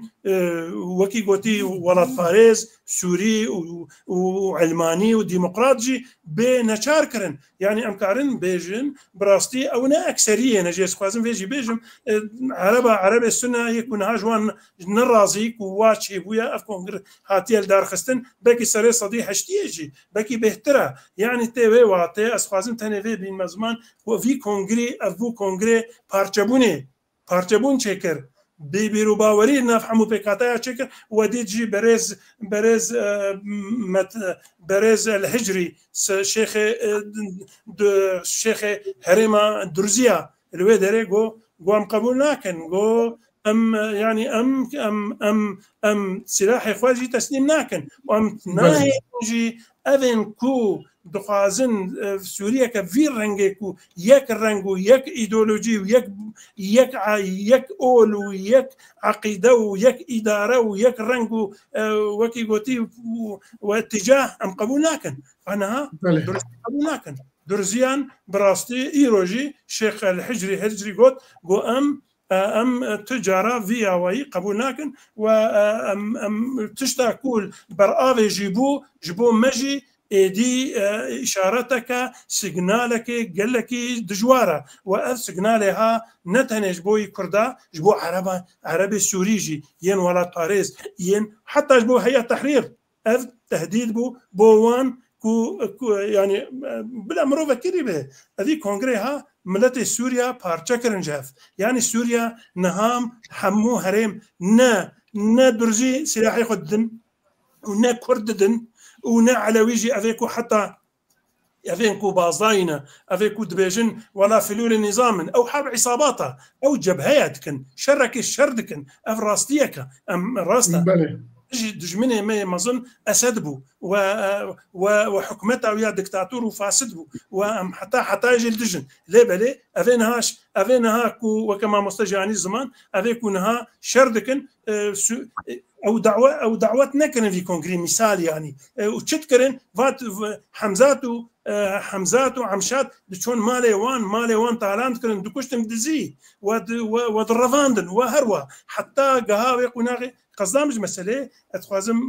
بيتا تاني أتخوازم نامكي بالمزمان كو في كونغري ها كو إشراف استخبارات درفا أوان خراكر أوان نهشت كو السوري وكسوري هيئة تحرير رولا خو بليزي وبراستيجي أدقوري مروف دبيني بريز أحمد شرع نرازي يعني أوجي وحجباني تشتكوا أو دبيجن أو تخوازن بكن تخوازن سوريا كو حمو سوريا تدا بجدار بن وأبوريا كي آبابكن وسيستم مؤسسات شيبكن سوريا كجبو حمو سوريان حتى بما في موديلا كو بريز ماكرون جرقوت كو بواتا لا مركزيه يعني فيدراليه اوجي سريخ وهجان همبري نسكني ديمكا هيزكا مستر هيا جرينجا امبي هيزي ايروشي روبكن بيجن او هيزاكو سر هيزا شاميه او كو فرض كيكو او هيزكا درفا او نا خدمه سوريا ونا يكيتيا سوريا ونا بيكاتا سوريا ونا حكمتا دمبيشا سوريا كن او يكيتيا هندر خرات كن ها هند بين كنا هذا بن والشر يقركنا ودوامك نا ممكن بسكنن يعني جلوغوري بسبورين استراتيجيك وين بوليتولوجيا شر جران ينافوي هما چمكو افانا چمكو كيزي درفا او ادارتكن وحتى يعني او تاثير خل حكمتها شامتكن نايل حكمتها شامه رولا خبليزه بريز حكمتها شامه برخد دي يعني نرازيه براستي خوازيكو هيزكا يعني هيزا خوشيبكا وخبكار بفارزه ليه دور بيشكريه دور بيشكريه ونقطه كمهم هي اف تندروي هاكو هجمارا و بركي دغه 100,000 يكو هاتي اثبات كرن ليل اليك دنجي تيغوتن زيد 100,000 هنا افنا حمونها شامينا والهريمه برافنا اف هيزن تندرو وكي عمشات وحمشاتنا حمزاتا وكي ايغورا وكي حزب تركمانستاني وحزب رزقاري كرنا تركمانستان روجهلات الباكوري الشيني افنا حمول فرن افنا غرك دركفن چونكو افنا سري واندا عقيده واندا تني كشتن هيا چونكو نسورينا نعربن نبيكاتا سوريا حتى بين في ولاتي ابابكن وحتى بين يكيتيا شيبكن يجي ادارك حكمتك مدني ديمقراط ابابكن بريزان اف نقطه مهمه جرينجا فان تندروي هاي داعم جوارد بجن داعش والقاعده افنا اساسي والقاعده وداعش بكاري خوي سياسي وكاري خوي تندروي بريا اسلامي ودين دكن وتعي شيء واج دين تنه او في فان او ارمان جوان دسلاتا سوريا حموي كن دستيخوا سوريا اف كم نتوها بتوكاش دربا هاتي كو سوريا حموي كن دستيخوا جعربا بقرا حتى كردا حتى دروزا حتى علويا جبر وياك اف بكاتي سوريا ويقبول نكن ويكيتي باور دكم كاتيا زحمتيه واز باورم كو دولة مازنجي نها مراجعات إخوة دكن ودما بيش وقالت تشتين ودركنا هولي خوزياكو في ساجات بيجم خوزياكو أفشرا بسكنة آشيتي تشيببا وسوريا كديمقراط مدني فيدرالي بيتا درست كرن بيتا آوا كرن دا خوزيا محمود بله قالك سباس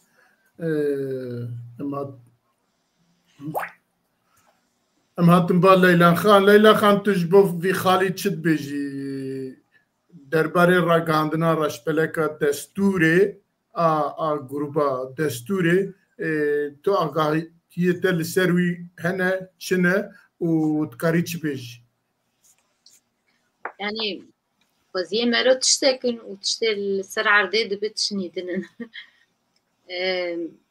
تهبيه متدتنا راستي يعني وك او كونغر بيتشوا غريف تشوي از بيمو دستوجي وصاب بتش از خواه او انجمنا گو هاتی آماده کرنج بو نویسا رشبرکا دستوری از و پروان ناس ناکم لی از باورم گله که گو چه کسی پسپور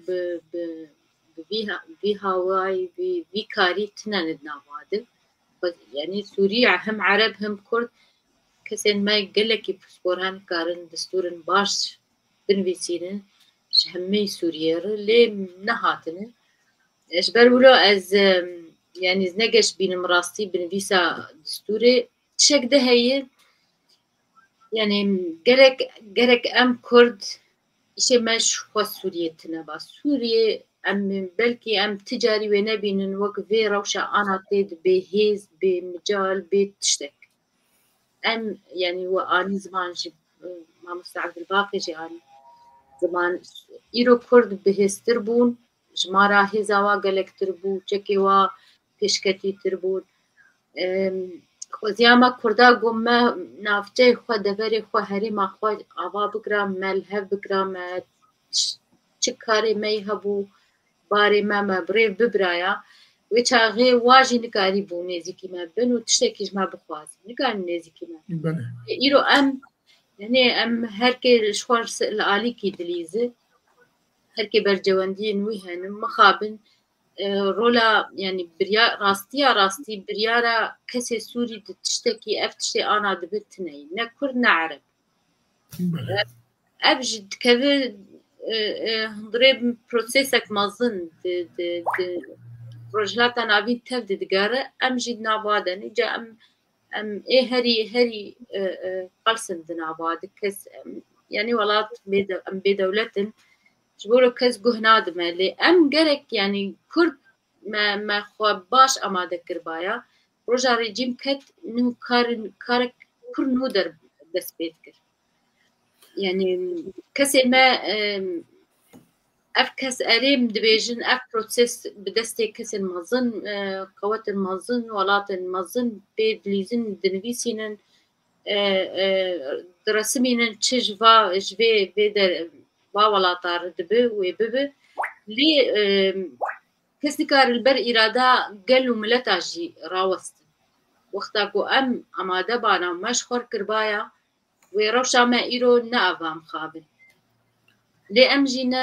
نلقوري روشين كسي مي ريبري ما يعني يكجي خالان تلافة عربي خو حلقر مثلا إما أنجمنا مي كردي ما تناف ائتلافي دبو ائتلافي خو حلقر ائتلاف شو أنجمنا ما بواكسان بواتشتان يعني قرق كرد انجمنی خود چکران تشتی خود چکران او دوره برپرسین کردا بان کردی خوی پسپور کرانا انجمن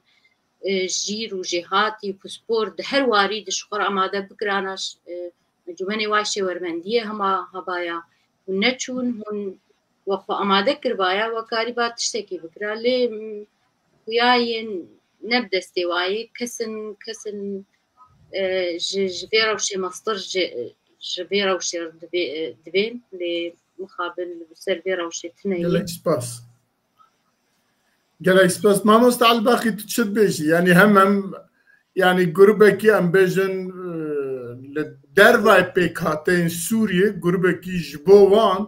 جروبكي تشيكن كو دستور آماده بكن دستور تشيبكن اجا جبر كو درواي وان بيكاتين لسوريا هلبت اواناجي دي دستوركي لدرواي وان بيكاتين تشيبكن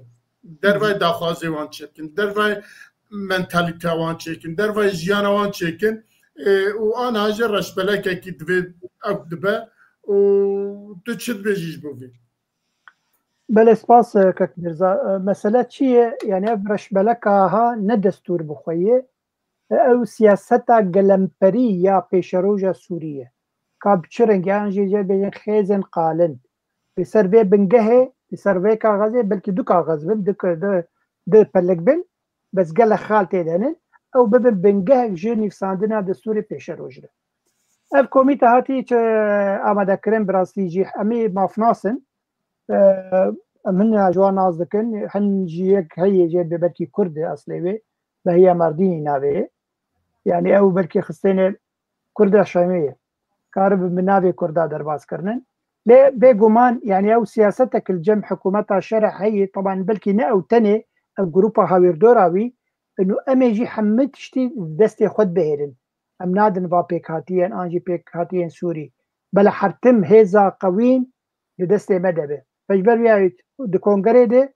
اوا حمي كنترول كربو يرو دوي كوميتي او جي كنترول دكن وقال غازن جوي كوميتي تكرن نو شما حمي مافناسن بلا يكي سياست مدار تدبا بلا يكي ابوريزان ايكونومي تدبانا بو كاري بونا سياستك كله خوشتر فرهتر يبو حمي كسن سوري باتا نفساندن بس تشتي جو هات ديار كرن كك ميرزا دما گوف کمیت ها چارا آماده کرن د جی دی جی رش بلک درکت را گهاندنه دناف د دخال بالا مکشاندن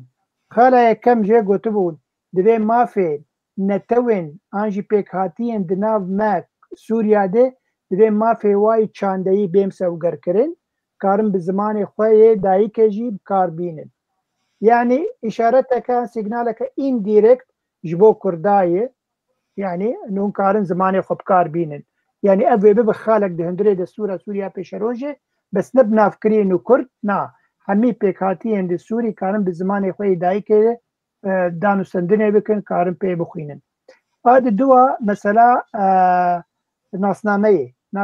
داني بوجي خاله دوا كسم بين ناسنامه دوی ولات سوري دو چند سالا والفرماي كارن ببن وطنداش سوري او جي اشارتك سيجنالك جبو كرد مي بين ناسنامه يقول ناسنامه وجوات بكشاندن يعني بحردو خال ولو سيجنال دابون كردان واگر كسكي وتنا في كوميتي تنبه دقل قد دقوت بهيا مارديني كردجي ليه بلي دخال هنن او جيبو برجواندين وباشن يعني انديركت دقوت نوع ليه بيقو من اگر تشتكي وها بيشروج تشبه بكوميتك جبو نفساندنا دستور سويا بيشروج بيقو من دوي كرتيد بشدار بن قسم بسبور بن وجي فهمك انت بقهن مثلا مافناسية مثلا سياسته قرك انسان زيرك بن بسبور بن دويد جالي كرداج وعلي بيك هاتين ديجي چه درزي بن چه علوي بن چه مسيحي بن ليه وقم قوت يعني اف مثلا جي هين دستي خديه انا من بندي بيك هاتنا حكومتك اوانا بيجي زي برلمانك بتشوك شي بكن بلكي صد كسبه او جدي سوي او هالبجيره ازقومان بيشتي في بايمانا نابرا مظلوم عبدي دو شرع دي ليش اخي انا كردي رسني جابي تاخذ ناف حكومتي دي وتاخذ ناف برلمانا كاتي بل برلمانا كاتي شي بك صد كسي ولد هات راغاندني دي يعني كارب مثلا اصلي واسط كسا شش حفتك كرد بن انجي ده كرد بن ناف ده كردا ويجاوي شيخ حكومتك شي بكن كارن دو وزارة سي وزارتها بدن سي وزيرة يعني بدن كردا بناوي كردي يعني ويشاخي كارب جري ببريا خسر به كارب حتى ناوي انجمن اجتماعي كردي جي دي راغاندنا انا عربي دي قالكي تيغوتن كارواجي رازي كربن دبن ماسيده انه جي بشكن جبر بيشروجه تشي تشتكي نو تازه شبه ابي كارب وجي بشداري به مساله بكن يعني كارب وزيرك دوا يكي بدن انا كسي يكي بدن ريبابريا خسر يكي سر بخوا سي وزير كرد تمثيل بكن كارب اب منتاليتيت هي يعني اب انجي اب ايديولوجي هي اب هزر هي لجمع حكومتها كاكيده بله كده بله گلک سپاس في خارجي درباز دن خاله های پیشیامه دبن نقاش لزیده ببه بانگا اوجالان و باندوراوی لسر روجاوای کردستانه براستی بانگا اوجالان جبو کردن باکور کردستان تشتکی نخوازه لی جبو باشو جبو روجاوای کردستان تشتکی تخوازه که دبیجه گره لویجی چک برم بردان دبید لویجی گره کرد خواه فسح بکن يعني نمينن إجا باندوراوي بوي آواي از دبجم اف بيمانا كو إيرو تناف بين الشرع ومظلوم عبدي دا تشيبو او باندور اوا كنت دا تما فكي بنافكي جبو كردا تنه وكي ما مستعل باقي قالك خوشبينه دبي دبني دا دبا بيشاروجي دا تشتكي هبا جبو كردا تشتكي دركبه خوشبينياويه لی از بخاطر دا تشتکی نابینم اگر اف باندور برانبر وی باندور او تشتات به چکرن از د پیش از روزه دا تشتکی نبینم لی از دهلم جبو میوان خواه جبو برز دکتر حوال کاش بوی هم بانگا جلان از باور دکم جمع زیده تر شوپاندیه جمع زیده تر گداری کریه و از باور دکم اوی باندور اوی لسر وی لسر روجاوای کردستان و لسر وی پیمان های کدنا بین الشرع و مظلوم عبدی دهاتیه چکرن اوی جمع زیده تر شیروه بکه کرم که بله براستی پرسەکە زۆر گرینگە لێبەلێ بەری هەموو تشتی دوێمەش بیر نەکەن و چەکێ قەسەدێ چەکێ ئەمریکی و هەواڵبەندێ وەیە یعنی ئەو سلاح نەسیلاحێ نە سووریایە نە عەرەبایە نەی کوردایە ئەو سلاحێ ئەمریکا وەکەم گوت هەواڵبەندێ وێ هەفتی و سێ دەولەت تێدا بەشدارن ئەو سلاحی وانە دەبێ ئەم شیرۆڤە بکەن باوایەکی ریالیتەن مەسەلا بنێر دیفاکتۆ ببوونن وەکی فاکت وەکی ڕاستیەکە ریالیتام لێ بنێرن ئەو سلاحا کەس نکارێژ هەسەدێ بکشینێ ئەگەر ئەمریکا و هەواڵبەندێ خوا نەبێژن فەرەنسا و برێتانیا واروە یەکون تێدا بەشدارن هەفتی سێ دەولەتن سەرسەرێەوە بەری هەموو تشتی ئەمریکا ویلایاتێن یەکبوویی ئەوەیە سلاحێ وانە ئەف تەمسیلە ئەمن قەومیە وان دکە و هەمبەرێ داعشێ و ئەرهابە دەولی و حساب دکن کو ئەو يعني هسدي يعني بون قصدي شردك جبو من قوميا فان ولاتكو كو حموت إلى بجدارن بسركات أمريكا وقصدي إيرو جريداي وانا السلاح ومال وتكنولوجيا والدعم ومشكردن وأروحهم بحمو عليانفا أو حسابتكن أو جبو خدكن يعني شر إرهابة تندروية إرهابة جهانيتكن أفياك دبام جبيرنكن ياد الدوية أو تشكان جي حساب دكن ج وكي قوتي جريداي أمن قومية تفاهية سوريا وحتى هرميك وجوارة مهم بيغمان هون زانن استشد بيشم انجا بويك كاسك نكا سلاحها سلاحك طيبت منديا خوهيا واسرائيل وكي قوتي خديه خوهنا ودولة مظن خديه وينا نا كرد نا عرب نا سوريان ونا كلدان نكارن بيجن يعني بانغوازا بريز وجلان جبو عشيتي ام حمو عشيتي خوازن خوازيا عشيتي تشي ببا البا كوري كردستاني افدا خوازيا محموية لێبەلێ لە ڕۆژهەلاتی کوردستانی لە کوردستانە سووریا یانژ سووریا لە کوردستانی عێراق و ئەیران ڕەوش شەرت و شەرت و مەرجێ من جودانە ژیێ با کوڕی کوردستانی بڕاستی گرینگە ئەم ئەواکێ پۆلۆتۆلۆژیک و هەروەهاژی ریالیتا یعنی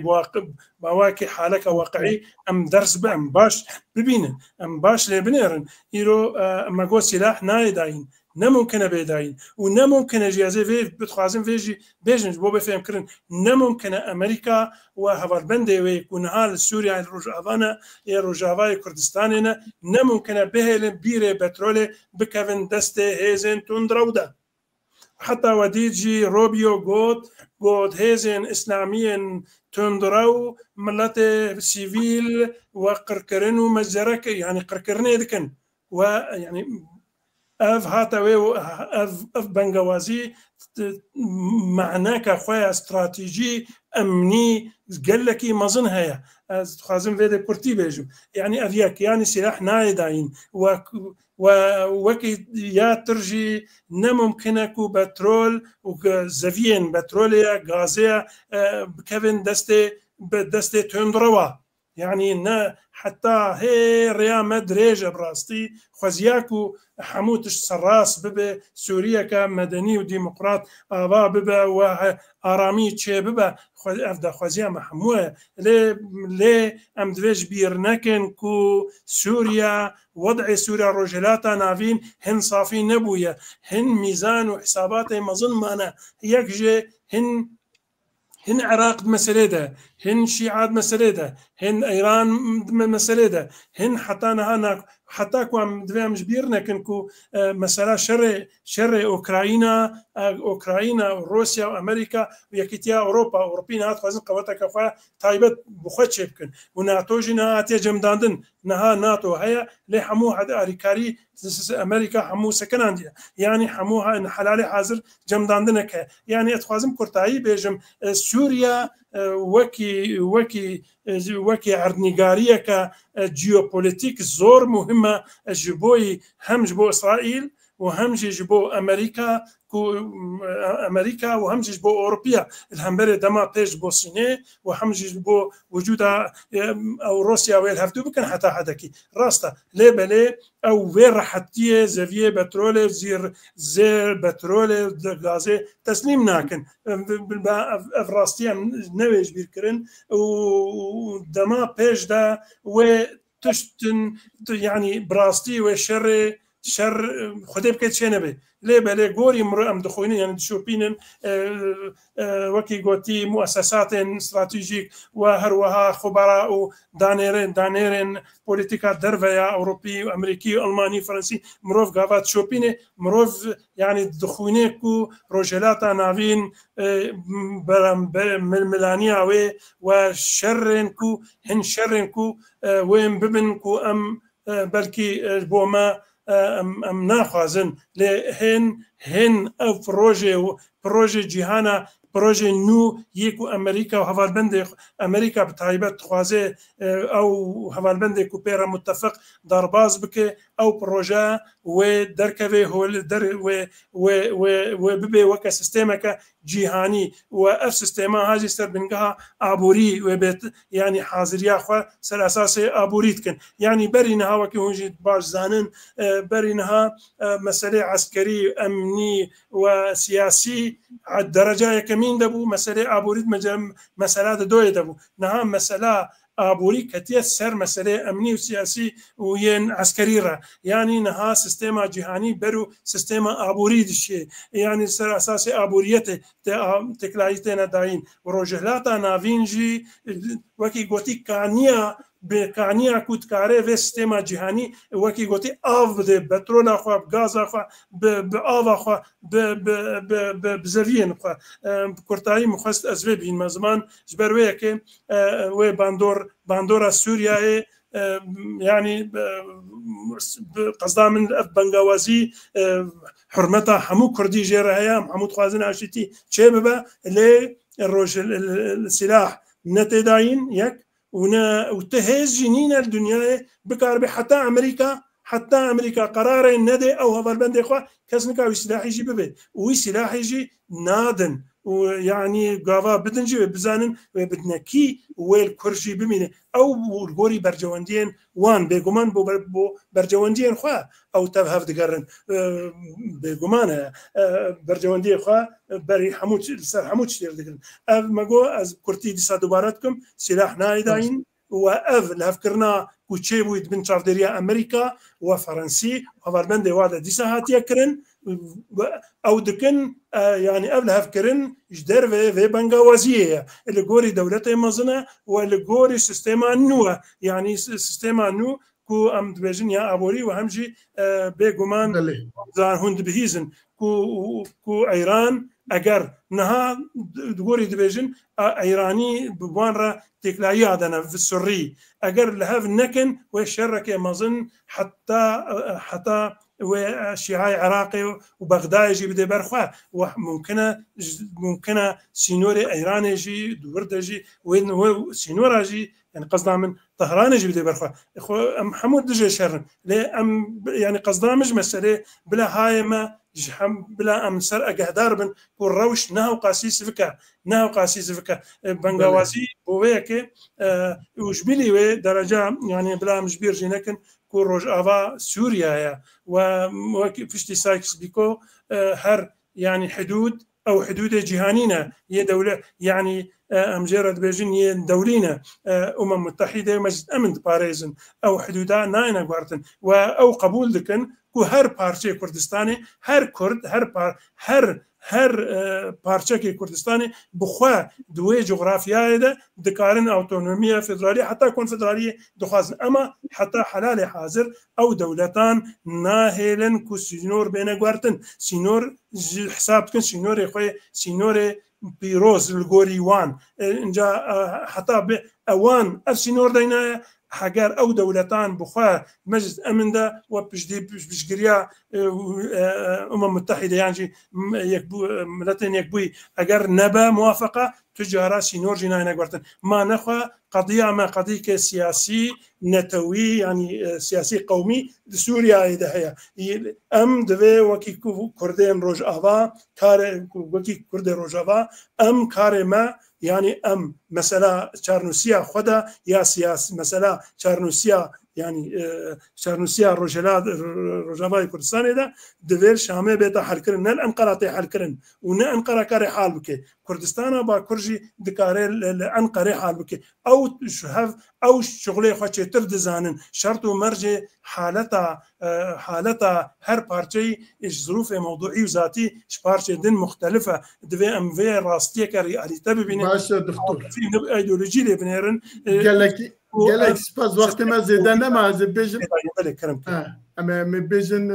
gotinê xwe dawî bêje lê em ê derbasî aliyê din wextê me zêde nema min بله ji bo wê yekê tedît mixwes ez bêjim bengawazîke muhim e و ji boî Kurda bilê mesela Sûriya taybet û Rojava destê Emerîka û hevalbendê wê de ye û estratîjiya wekî gotî girêdayê emin qewmê wan yanî ew silah û her wiha jî Sûriya bigiştî girêdayê hem ev منطقه جغرافî hem bo Libnanê muhim e hem bo İsraîl muhim e hem bo Îranê muhim e û hem jî ji boî zeviyê petrolê yê ku dixwazin ji Qetarê û her wiha yani ji Qetarê bînin Iraqê re derbas bikin heta ew rê heta zeviyê din hene ez naxwazim dirêj bikim muhim yani ev hemû hevdû ve bi iqtisada yani sistêma iqtisadiya cîhanî ve girêdayê bi seroketiya Emerîka hevalbendê wê ji ber wê yekê mesele nehewqa sivik û em sivik yani nehewqa نەکو وەکە ئەم دخوازن یعنی وەکی دنجی ئەم مەسەلا کوردی سووریا یعنی کوردی ڕۆژاوا بخوا ئەم مەسەلا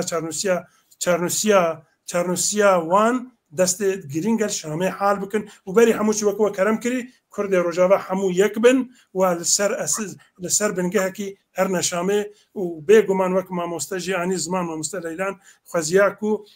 کوردی ڕۆژاوا هەرێمێ خۆ بە پاراستان بەری هەموو شتی بلاژی بکاربانە پشتگیریە هەرێمێ دنجی بکرانە لێبەری هەر شتی هەرێمە کوردستانە ڕۆژئاوا خوازیاک و ینی بپاراستان باشتر لەسەر بسەکنیان یەکیتیان هەندور بەری هەموو شتی خصوصا دێ مەرحەلە حساسە و ژبیرژی نەکەس خوازم نقطەکە دیژی بێژم ببۆرن درێژ کرد ببۆرن مەسەلا بریاردانە و کورد یانجی سووریا ببێ فیدرالی یانجی ببێ لا مرکزی یان کۆنفدرالی دەستێ وان دەولەتەی مەزندا بە سەرۆکاتی ئەمریکا بەری هەمووە بلا ئەمێش بیر نەکرد بەێ ئەم بخوازن بەێ ئەم بخوازن ئەم نەخوازن ئەگەر ئەو دخوازن وێ ببێ باشە بمە نەبێ بڕاستی ناخوازم شکی بێژم ئەم نەرسەر هەفتونە و مخابن هەر مەرحەلا هەر سەردەمەکە گەلێکی گرنگ تێ شمەڕە تێ مخابن ئەم نەسەر هەفتونە بڕاستی نەسەر هەفتونەها gelek spas Leyla Xan cenabê te çi dibêje em dibêjin gelo bandora daxwaza ya jî banga Öcalan li ser Rojavayê Kurdistanê heye ya tune eger heye bi çi awaye doktor gelekî dirêj berfire behs kir û ew bû cenabê te bi kurtayî dikare çi bêje ez wisa hinekî ji ber xwendina min jî biyalîteyî ez bilo fenomenê civakê tiştê civakê dibin ez hinkî dişopînim berî her tiştî banga Öcalan îro banga Mazlûm Ebdê jî yanî ji kesayetiya Kurdî re rastî wisa me re dibînin piştî vaqa salê ked û şer û xebat û têkoşîn bi vî şêweyê wilo qels melûl فدي طرس يعني ما في كردا وقتها تينن زمان يعني ناني زمان جي لما وقت تشتكي إيرو مظلوم عبده يعني وقت تشتكي جو شرع جر قلتي أبانا أفتشتانا مبدن ويجي رونشت أمذكر يعني أبان قانا راستي كسايتيا كردي قلكي نباشون بله كردي باكور ويبانقا أو جلال شكستن ربنا يعني مرود ديت اس بي ايشيان قالك كرد بي ايشيان مظلوم جيم بي ايشيان لي يعني مبري انا قلت مقو قال وقال كرد امنا باجران هات الناس كرن ونا دوزا ما باجران دسبيكر ونم مظلوم جي دسبيكر نوي خلاص جيب تام ما في خناستينن وام سربس سرع اخاك اخوان نجين يعني امش دوزا اخوا ناقرن بله ام ديشن راستي مقالكي ديشن ما تخصت يعني بشويكي خرط في كاريزما كي خرط بسكني انا دسي خل ما سيخ انا دوزا ما في ما بكرانا خالي ما يك وبيك بقوت انا يا ما ابنديت ل دي سي جي يعني ازقش بين مش بر وقوم قلت كرد امنا نبا كساهات الناس كرو نمي خلاص ببن امي هر دوزا خو بكن اب اگربست گلکی ایرو پیوست بوش کردار تشد لي ما خوش ذكي يعني مقالك دارا خوان بگارانتيا سرو مسعود برزانية بگارانتيا هرمي جرك اوسر راوستن اب اگربست بشويكي باش درباس ببه گلك پیوست بوش کردار يعني او باكور كردستاني چند سالی مفاج کردار نانی یعنی کستک عرض کردار بنابی کردار باکورتنیه و هر وها آن الجمع روجاواجی یعنی متشک جنه دیده بو گله کی باشه ام ما في خو دوزا خو بشویه کی مدرن بریا پولیتیکه بریا دانستاندنی بجیبینن او چکارد بن لما بدقارن بشوية كي نباش أسبيرا مي وز قالك هر كرد دسخوشية اللي بكن وبشقريا في بيكي بله قالك سباس ليلى خان از بمبا ما مستع الباقي ما مستع الباقي البت بانغا اوجالان بتعسل خدا چک بردان اما 10 ساله بلکه 15 ساله پارتی و ریخستان کردستانی دویژن تو فایده وی چکی نمایه اف چک دجمناتیا کردات که جبوی دوی ایدیش او که شر چکداری جی نمایه کارن با آواکی دن برای دموکراتیک برای بیت تفگرن یا جی کارن سویل ام کارن او بکن او وقتی ویه جی جبوی وی جی بلکی اف سلاحدانین چکبردان بوی آوای د برجواندی کرده ده البته و دولت ترکیه جی سلاحی خواب برده جی باشوری کردستان جی بکشه و جعفرین جی بکشه و لکردستان جی لباکوری کردستان جی سیاست و او که کرده با آواکی دن ده بمشه اما جی کی باشه اوانا ام دزانه که اف دانستاندنن ام دبین دانستاندنن ها هیچ سالونی وکی بره دست بکریه که دبیجن سالونی وکی بره ام دبینه که مثلا روجاوای کردستانه او بیارن او بکاتن که لسوریه دو و روجاوای کردستانه دو ترکیه دو ترسه که لوه او که مینا باشور کردستانه او که درفته که بکه دست کرده کل ویجی ببنه خویی ماف خویی او جبو ویجی تخوازه به همه آوای پیشیاوی بگره و اف چک بردان و اف او جی سببی وی مزن اوه و ادویجه که الویجی کرد بگیجن مافی خواه دل باکور کردستانه جی با آواکی دن چه به ایجاد پشک بکه نوانا ورحاصل بوی آوای تخوازه باندورا خواه باوجه سر روجاوای کردستانه و تدبین عفرین ایش داگرت و نظام سرکانیه و نظام چه حتی نهاج هیچ بجه براو به هیچ دو بچار دولتين بينج دولتين عربية را لهاف كرن كو او تشتي كو هسه دو پی دو نظام کیو للروجاوای کردستانی او چکی کل روجاوای کردستانی هنه و اوانا امریکا جویر را که اوانا ورن وان درج داعش اوانا بپاريزن جبو ویجی لهف کرنه کیجی چکرنه اف باندورات ام دبینن که یکسر direkt ya indirekt لسر روجاوای کردستانی تو چت بیجی وقتی مزیدنه وارن کاربینه تمام از بیجم تشتی گوتا گوت همی راستن براستی جی چک ناف دستن پککی ده يعني ام بیجن 10-15 سالی داوی به داوی تو نبو لیبلی مخابن تشتن خراب جی دبو کرداج دهات کرن بتایبتی الباشوری کردستانه و پاش رجی لروجاوای کردستانه اف بانگا او جالان براستی دیجی خود یه وقت سیاست مروفکی سیاست مدار و به چکی امکارم به سیاست لترکیا بسر کوین و تکم پارلمانتر تکم پارلمانا ترکیا و امکارم دوورد دوزا خو بکن جبر وقت هر دو هزن چک عسکری جی بد برهف یه پککی هگن بیجن و دولتک وقت دولتک ترکیا دولتک بو اندام ناتو ی او لشکری وهن او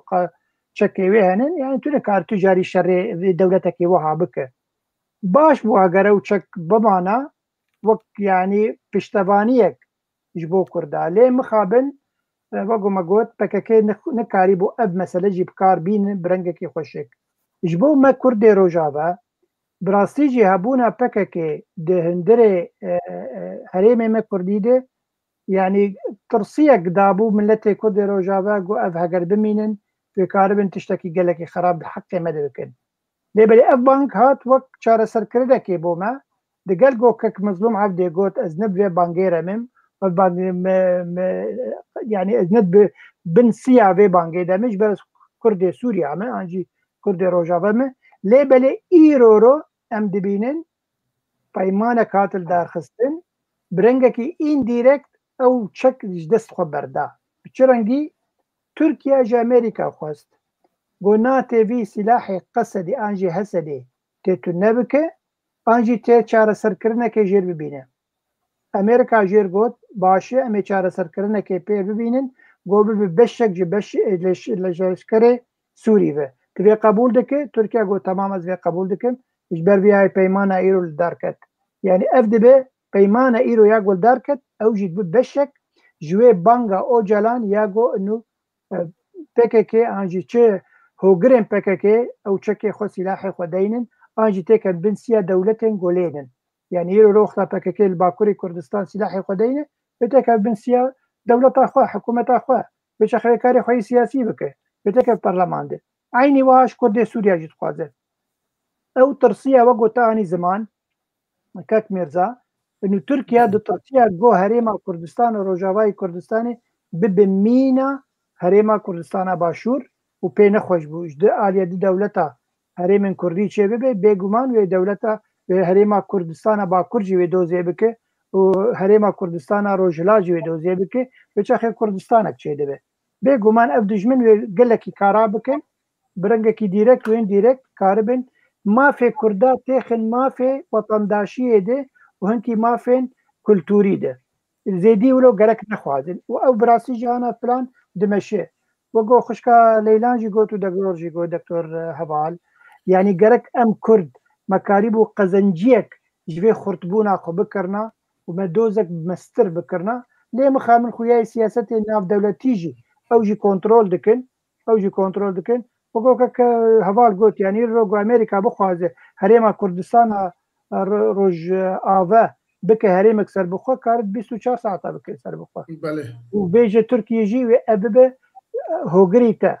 يعني كارفي قانع بك زي مثلا خويا سياسة ناف دولتي بيت خوازن بس تشتي بالكش دكك